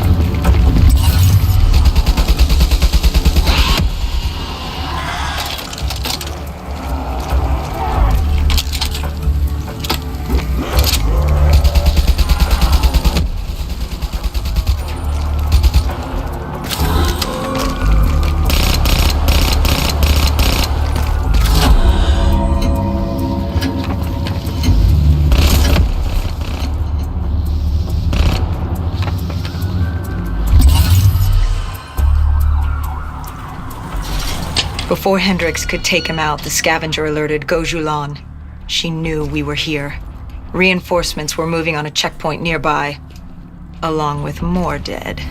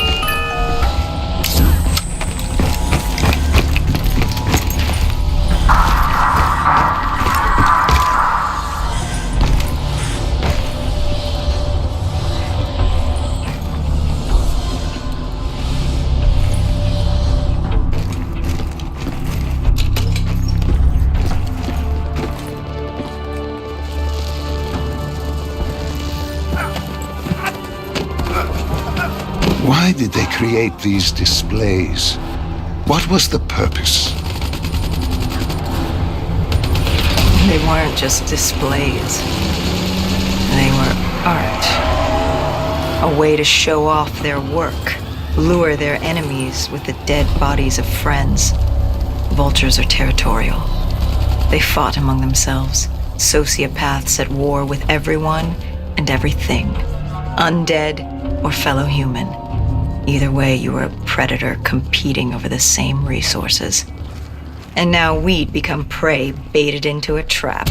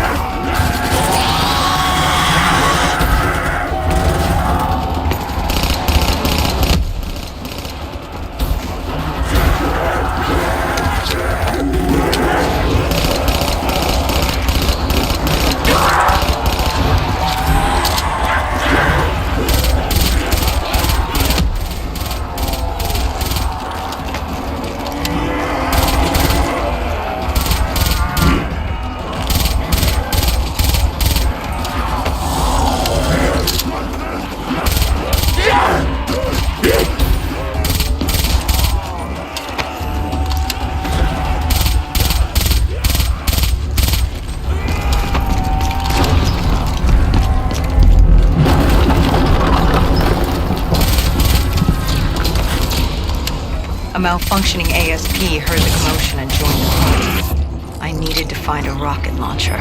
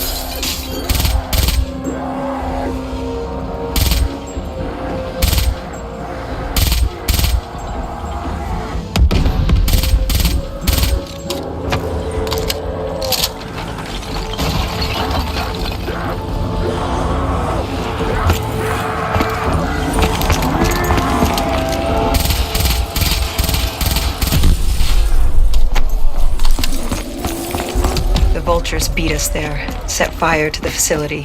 Gojulan announced herself over a PA. She was inside, and she had a special guest waiting for us.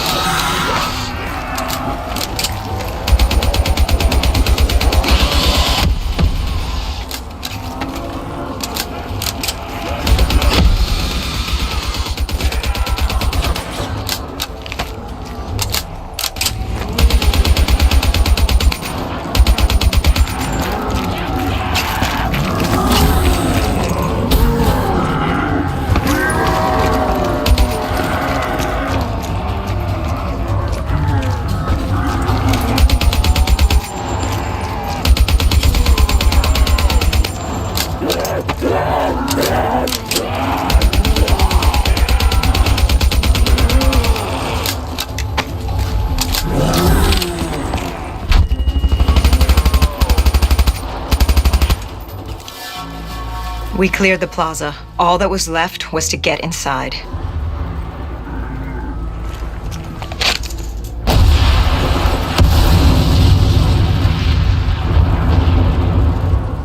The blast knocked us back. We heard the building creaking. It could collapse at any moment. Hendricks thought we should stand down. It wasn't worth it. You pushed back. We needed that dossier. At this point, it was our only lead to Deimos. I told Hendricks to call in exfil. I'd take the safe house. Bishop had told us the document was hidden in the panic room within the facility.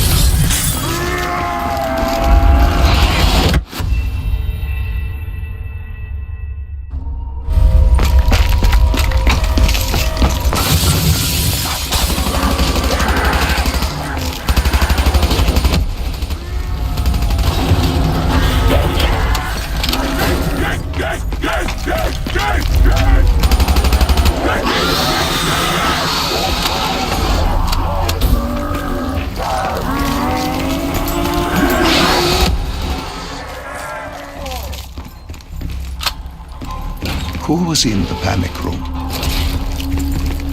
Her. Kane. Our guardian angel. Someone had beaten the hell out of her. Gojulan. She was there for the same thing I was. The same thing our friend was. The dossier. Do it.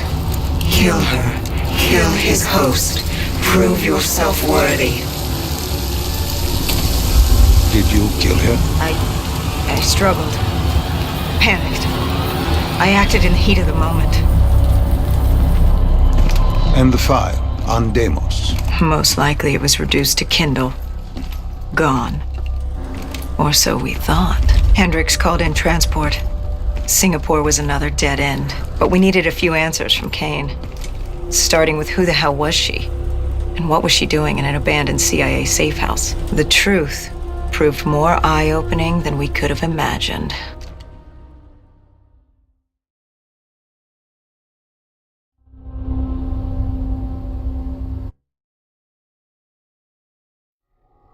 After the aquifers, we certainly hadn't expected to see Kane again, let alone here. She wanted the same thing we did. The data drive on Deimos. Better yet, she knew where it was. It was moved from the safe house to a CIA black station in the quarantine zone. Did she say why Gojulan was trying to kill her? It wasn't Gojulan. Julan was a puppet of Deimos, and Deimos wanted Kane dead. Guess he didn't like her very much. Did you trust her? No, not yet. Our guard was up, but if she could get us to the black station, it was worth a shot.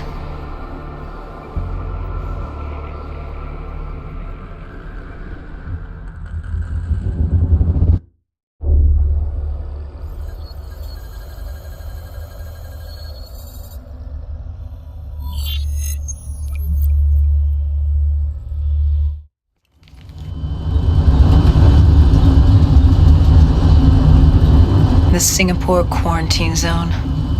We never thought we'd be back here. Bad memories? You know damn well it certainly wasn't good ones, Doc. The place was a living, breathing reminder of the incident 5 years ago. We'd be in and out quick. We weren't staying any longer than we had to. Find out who this Deimos asshole was and get the hell out of Dodge.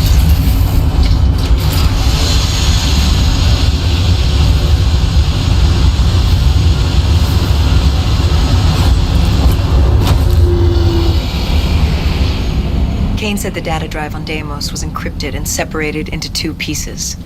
We needed both to access the drive, like a lock and key. The lock, I assume, was at the black station. Where was the key? The key. That was down by the docks. Undead Central. Heavy hostiles. We brought a DNI-equipped micro-missile launcher. Couldn't be too careful. That and Command had prepped a drone strike to wipe out most of the dock. But with the high winds from the incoming superstorm, well, no guarantees it'd work. We grabbed our spike anchors in case we needed to be nailed down. After the docks, our rendezvous with Kane was set for an abandoned police station. Hendricks took point.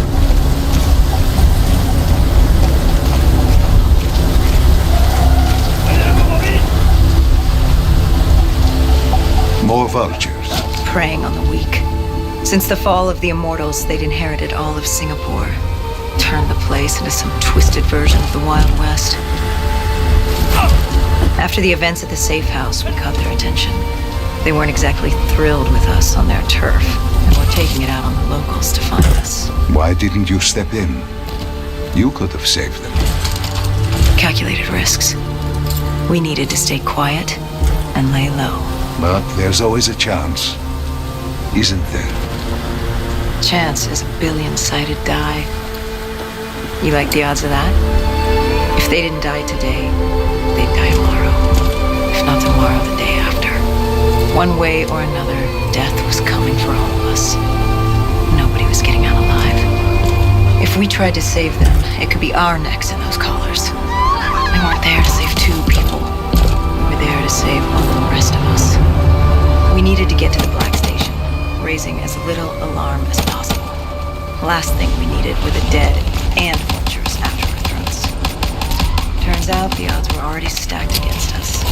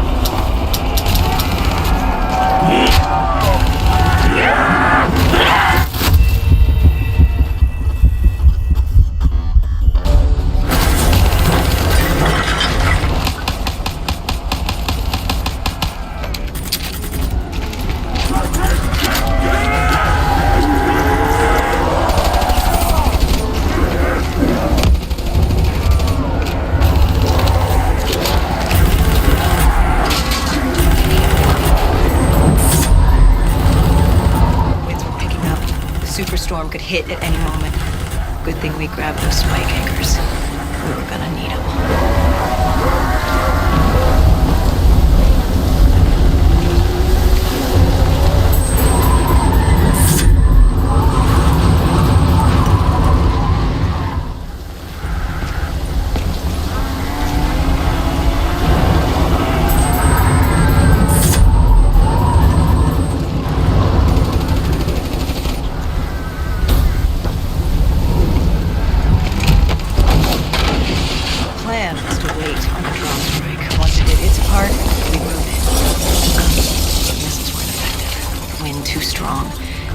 Ocean liner looked like it was about to rip free.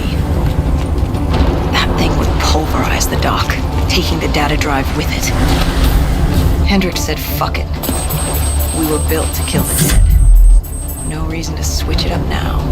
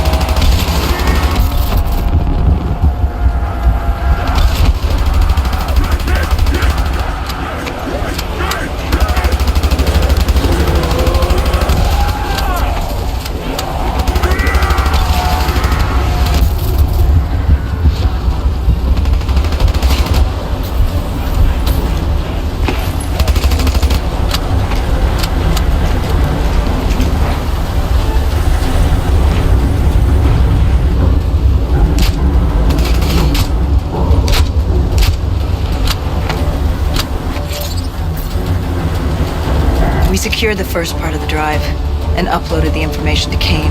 Hendricks moved to sweep the wheelhouse. The howling wind told us we had to hit it fast and quick.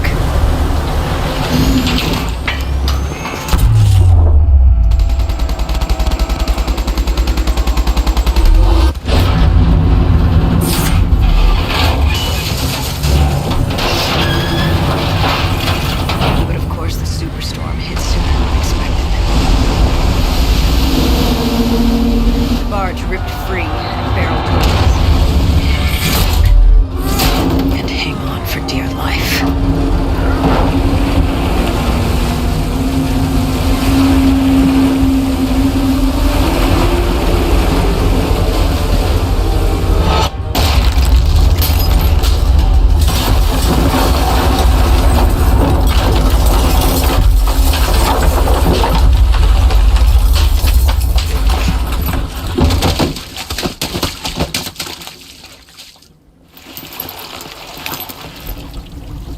We'd been set to rendezvous at an abandoned police station, but we were off route.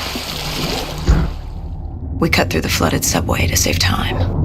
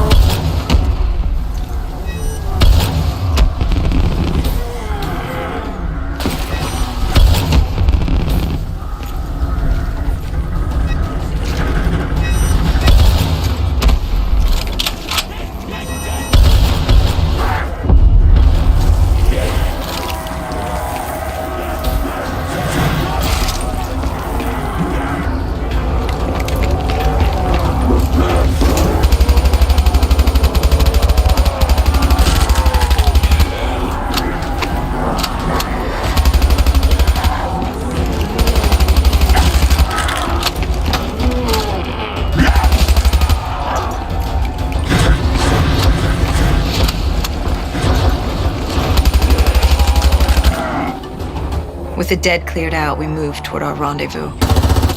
Turns out we weren't the only living things in there. A vulture got the drop on us, determined to reduce us to scrap metal. He'd hit a big payday with us cornered. You were a payday to him? How so? We were dead killers. You break us down to spare parts, you can fetch a pretty penny on the black market. But you were there to fight the dead. You were an ally. Maybe in 2070, when we were the saviors of mankind. By 2075, everybody wanted a piece of us. This guy would have gotten his share, too. But Kane did her part to make sure that didn't happen. She was well trained. Was she CIA? Winslow Accord? She was just someone who was always in the right place at the right time. Before we could move on the Black Station, we had other problems. What had gone wrong? We hadn't taken the scavengers into account. They'd figured out they had dead killers in their midst. Kane told us they had a comms relay ahead. If we scrambled them, it could lead the vultures away from the Black Station, at least long enough for us to get what we needed. So much for maintaining a low profile, I suppose. What did I tell you? The thing about dead killers is there's always a plan B. You don't create the problems, just the solutions. You adapt to what's thrown at you. Adapt or die. Yeah. Adapt or die. We plan to regroup with Kane outside of Chinatown.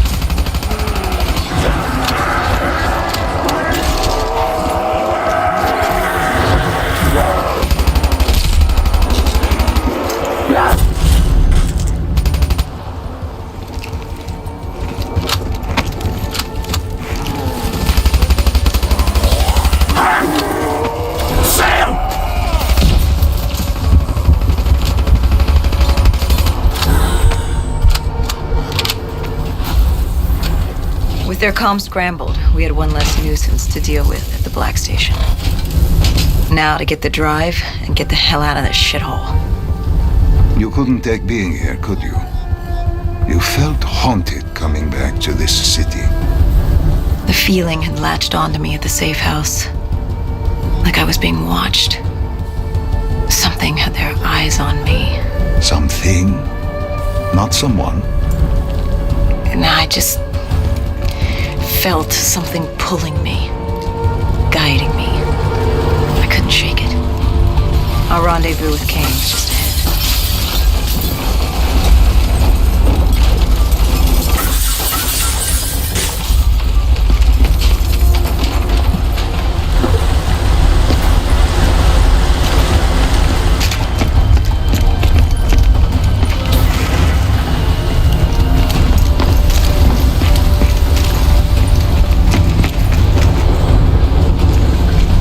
By the time we rendezvoused with Kane, the dead were crawling all over the street.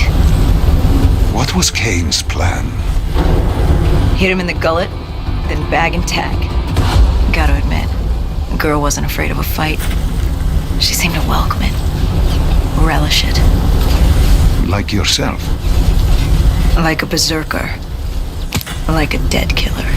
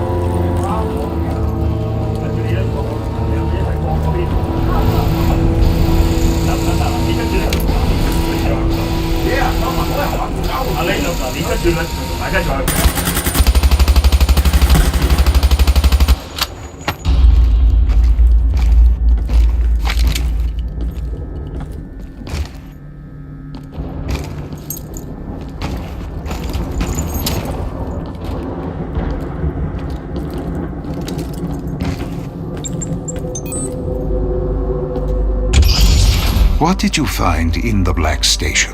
Slaughtered CIA staff. We weren't the only ones looking for the data drives. It was a gruesome scene. Kane quickly assembled the drive.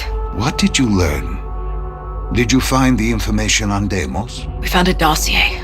A diary, really. A living testament of what happened 15 years ago, and in the years since. It explained Project Corvus, a CIA mind control experiment. These scientists had combined two ancient biochemical compounds, Nova-6 and something called Element 115. They fused them together, created a chemical cocktail, and injected it through their test subjects' DNI. They wanted to control them. Control them? Those corpses below Coalescence in Project Corvus, they weren't patients. They were prisoners, the criminally insane.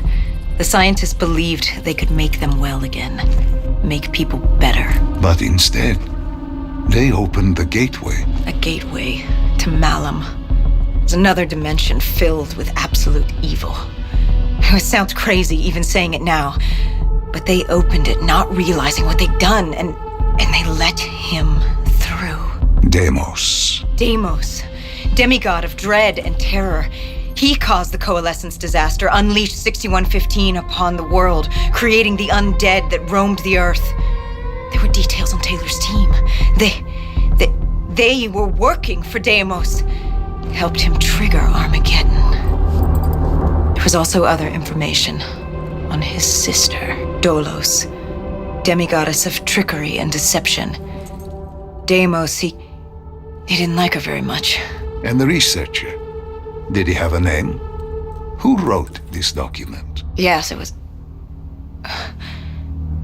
Wait. Holy shit. Dr. Salim. It said Dr. Salim. It was you. You wrote the dossier on Deimos. You were the man behind Project Corvus.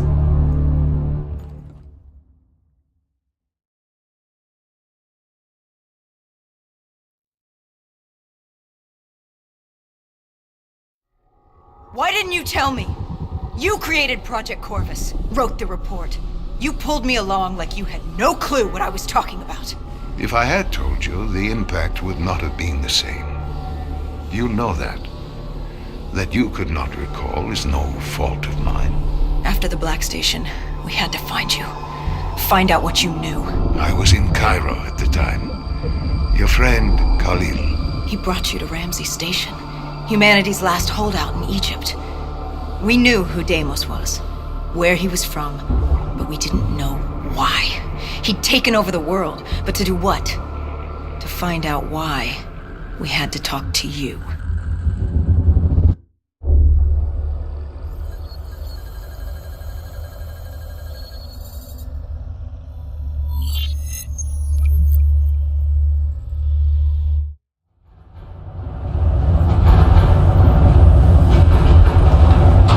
Pieces were coming together. Virus 6115, Taylor's team, the undead. It all came back to Deimos. All we needed was you. Hendricks was unhinged. The idea his friends betrayed mankind to help a demigod. The concept alone was insane, let alone his friends' involvement. Kane was in it to the end. By now, she was as obsessed with stopping Deimos as we were. We weren't ready for Cairo, no matter what we thought. This place. If there was ever a place that was hell on Earth, this was it. It wasn't just the city. The entirety of northern Africa had fallen to the undead. The walls were covered with memories of the dead, those taken by 6115.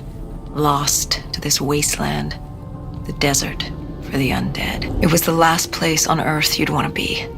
But you chose to hide there. Why? For that very reason. I hoped no one would come for me. Why? What were you running from? From what you sought. Deimos. Khalil was waiting. He was holding you in an interrogation room. How was Khalil? Happy to see you. It wasn't a warm welcome. As far as he was concerned, we owed him one for grabbing you. More than a few men gave their lives to bring you in. He hoped it was worth it. He was angry? He was tired. Tired of fighting a losing battle. Khalil was a realist. He'd fight to the death for country. But he knew what was coming. And what was coming? Extinction. The undead changed everything. The NRC were hit first and hardest. We saw that in Ethiopia. The damage done by the dead didn't even take into account what the water wars did. When the continent dried up and the Nile River Coalition took war to Egypt over the Nile, the last water supply. They were so busy fighting they didn't realize it, too, had dried up. But the rise of the undead? How do you fight an enemy that doesn't need water? Khalil's rage wasn't misplaced. It wasn't personal. He was just barely holding on. What did you hope to learn from speaking to me? How to stop Deimos. Everyone has a weakness. The whole base was on edge. You could feel it in the air. The dead were moving on Ramses. An assault was imminent. Khalil didn't know how much time we had with you. Hendricks demanded to know why we weren't informed. How did Khalil respond to his anger? WA command was down. How was he meant to get his message through? Besides, they still had their dead system. They used to knock enemy aircraft out of the sky, but now they were used to eviscerate the undead. If any came too close, the laser cannons would take them out. Khalil led us to interrogation. He warned us our time was limited. No telling when the dead might attack. But if we could get answers out of you, maybe we could find a way to fight back.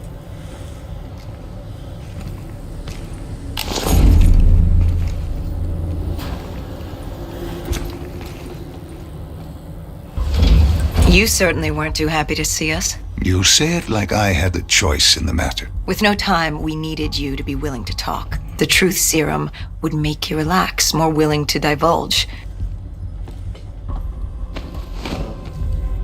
Hendricks told us to take a walk.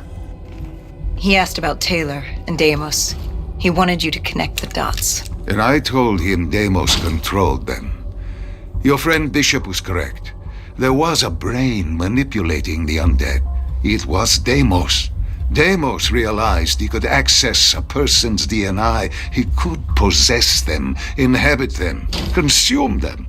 He didn't need to turn them. Like puppets on strings. The undead are mindless creatures, but Taylor's team, Gojulan, anyone with DNA, they could be hosts. They were slaves to do his bidding. Hendricks wanted to know why. We both did. For many years I had studied Deimos and his dimension Malum, a place of unspeakable evil. He had been pulled to Earth, yanked from his existence by accident. Trapped here, he saw opportunity to enslave humanity and use them to wage an unholy war against Dolos. The demigoddess. His sister. That was it? We were just a chess piece? Our entire existence was just... A pawn in a much larger game in a universe far bigger than you realize.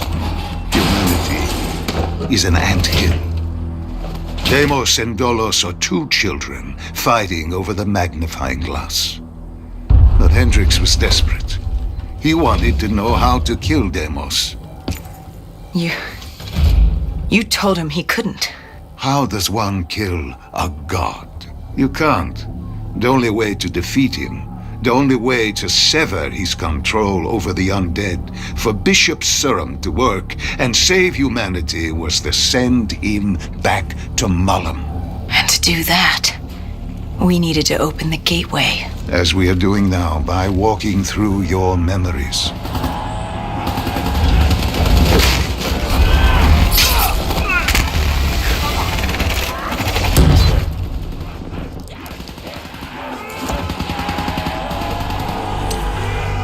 The assault on Ramses was beginning. The base was about to be overrun, and we owed Khalil that favor. Time flight.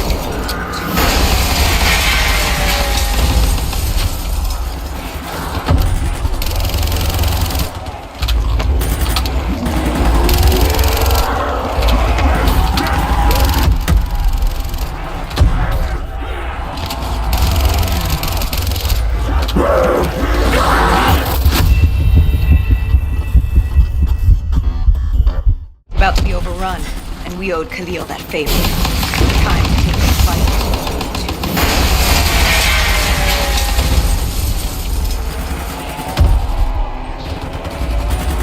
The base was about to be overrun, and we owed Khalil that favor.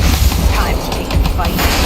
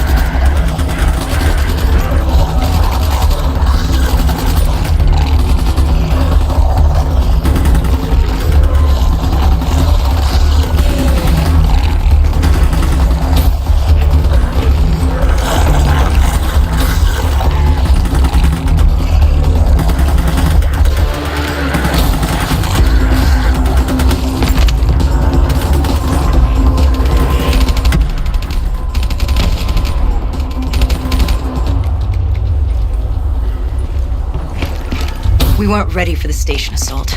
I don't know how the dead got in. Maybe an abandoned tunnel, an infected civilian, or maybe the vultures let them through. But at the end of the day, it didn't matter. Egyptian army came over comms. They'd never seen a horde this size move on the station. If we had any chance to stop them, we needed to reinforce the eastern checkpoint, a narrow passageway the dead would need to traverse to reach Ramses.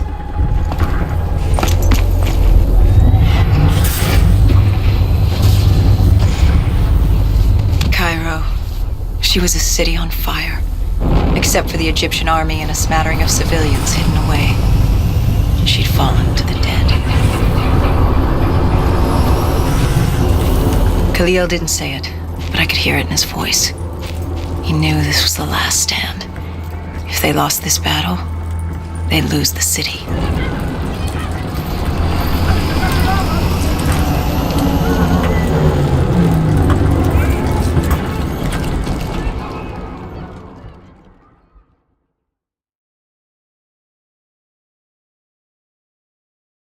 What was Khalil's plan? The undead were moving on the eastern checkpoint, a clear shot at Ramses Station. The Egyptian army had rigged explosives below the street, but there were a few support columns we would need to take out first. We had the spike launcher for that. You talked of his desperation, his total acknowledgement of futility. Yet here he was, staying and fighting. What else was he going to do? If it wasn't today, it was tomorrow, or the day after that. We lost the war. The moment Diaz opened the quarantine zones, the moment Deimos entered our dimension, one way or another, death was coming for us all. But while we still could, we would fight, and right now, we had a checkpoint to defend. It was a simple, straightforward plan, except... our VTOL was shot out of the sky. The mobile blockade fell early. It wasn't just the undead gunning for us. Cairo was a no-man's land, filled with the undead, rogue robotics, and scavengers. They were all converging on our position. If we were gonna pull this off, we didn't have time to fuck around. I grabbed the spike launcher and told Kane at HQ to locate the support columns for us to blow.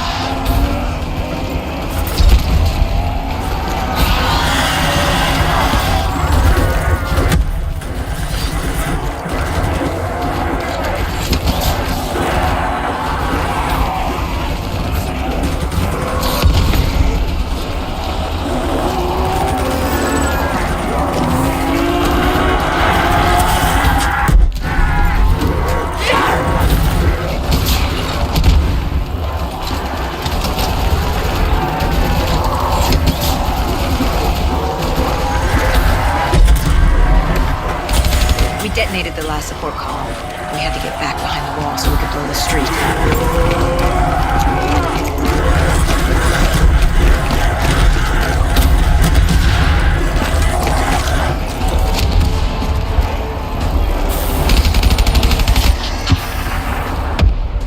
Our triggerman got hit. I had to get up there and detonate.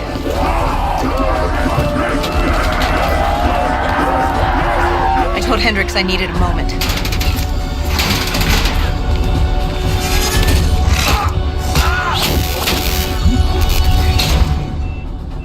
Good thing Hendricks still had our back.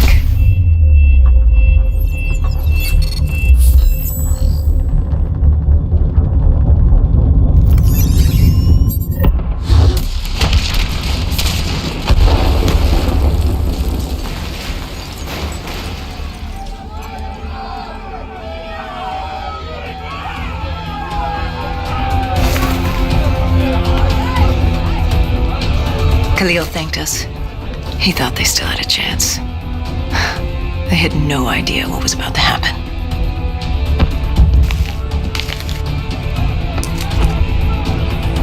Egyptian Army Command came over comms. A scavenger had blown a hole through Sophia Square, and the undead were pouring through, headed for Ramses. I told Khalil we'd take care of the square.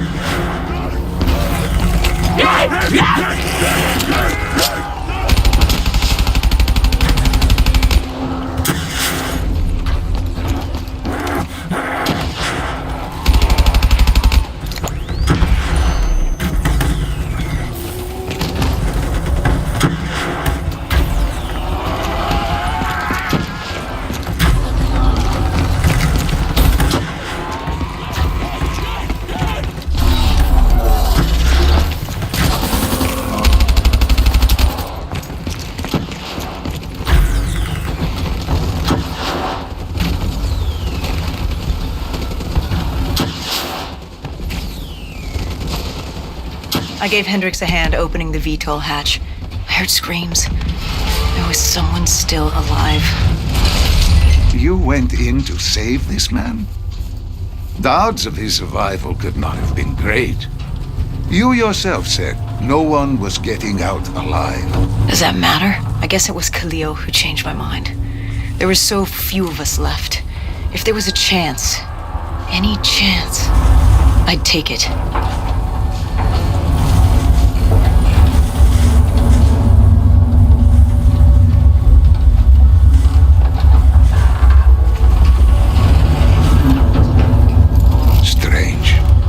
Even with all odds stacked against you, you tried to help this man. He clung to life without hope, and still you tried to save him. Turns out it didn't matter.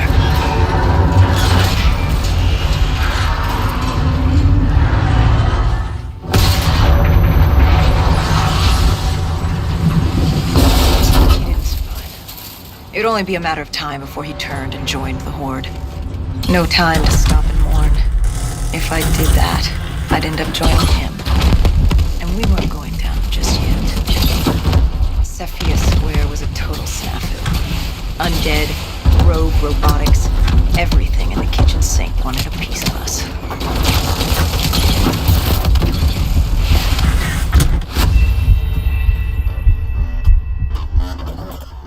Cephia Square was a total snafu. Undead, rogue robotics, everything in the kitchen sink wanted a piece of us.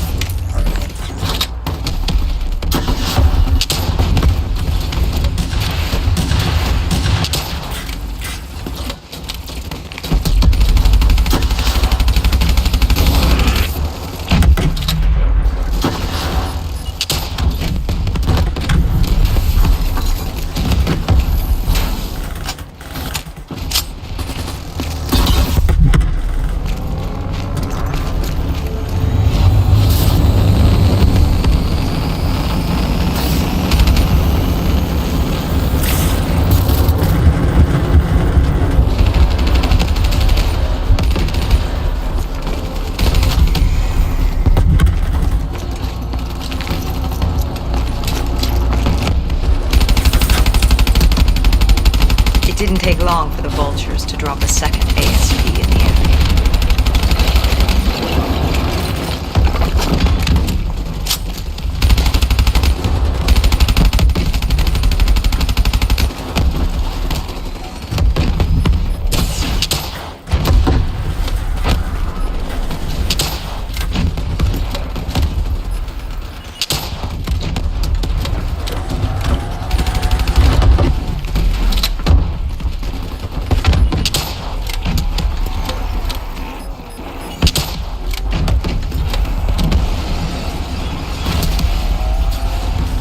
It was only a matter of time before a malfunctioning ASP arrived, ready to take.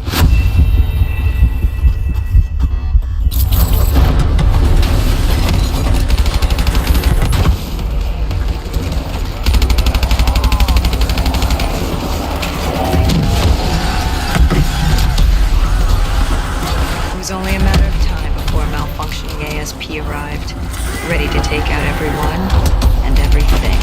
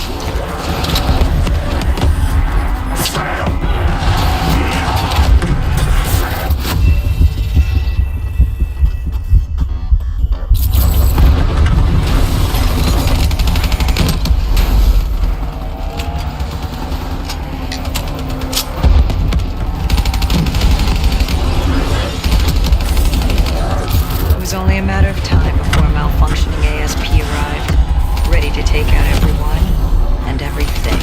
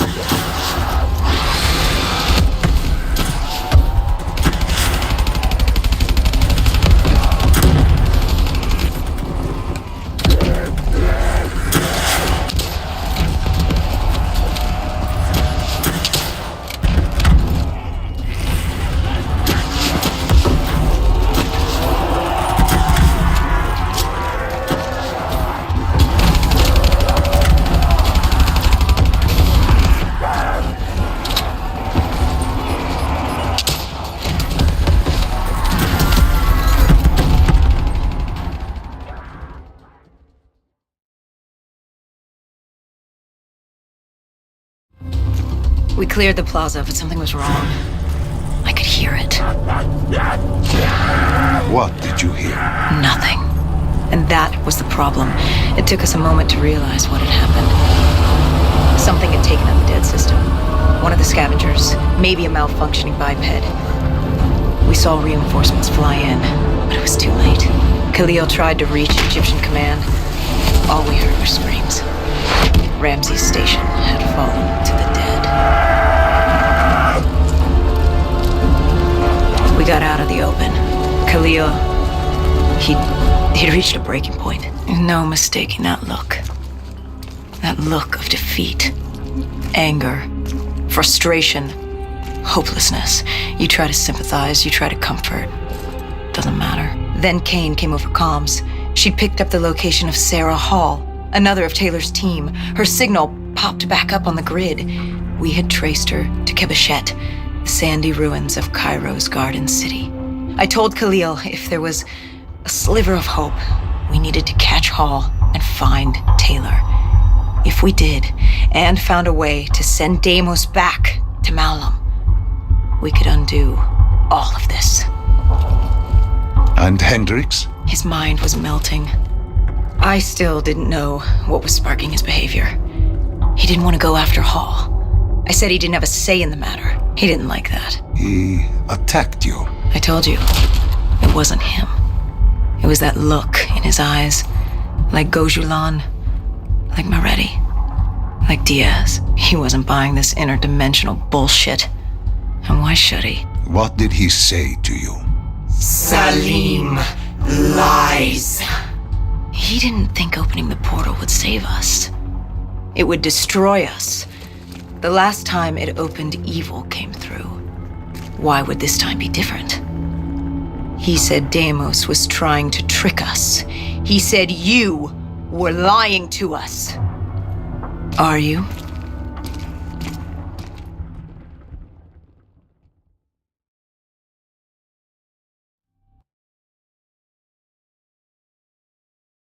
This is wrong. This is all wrong. You said opening the gateway would save humanity.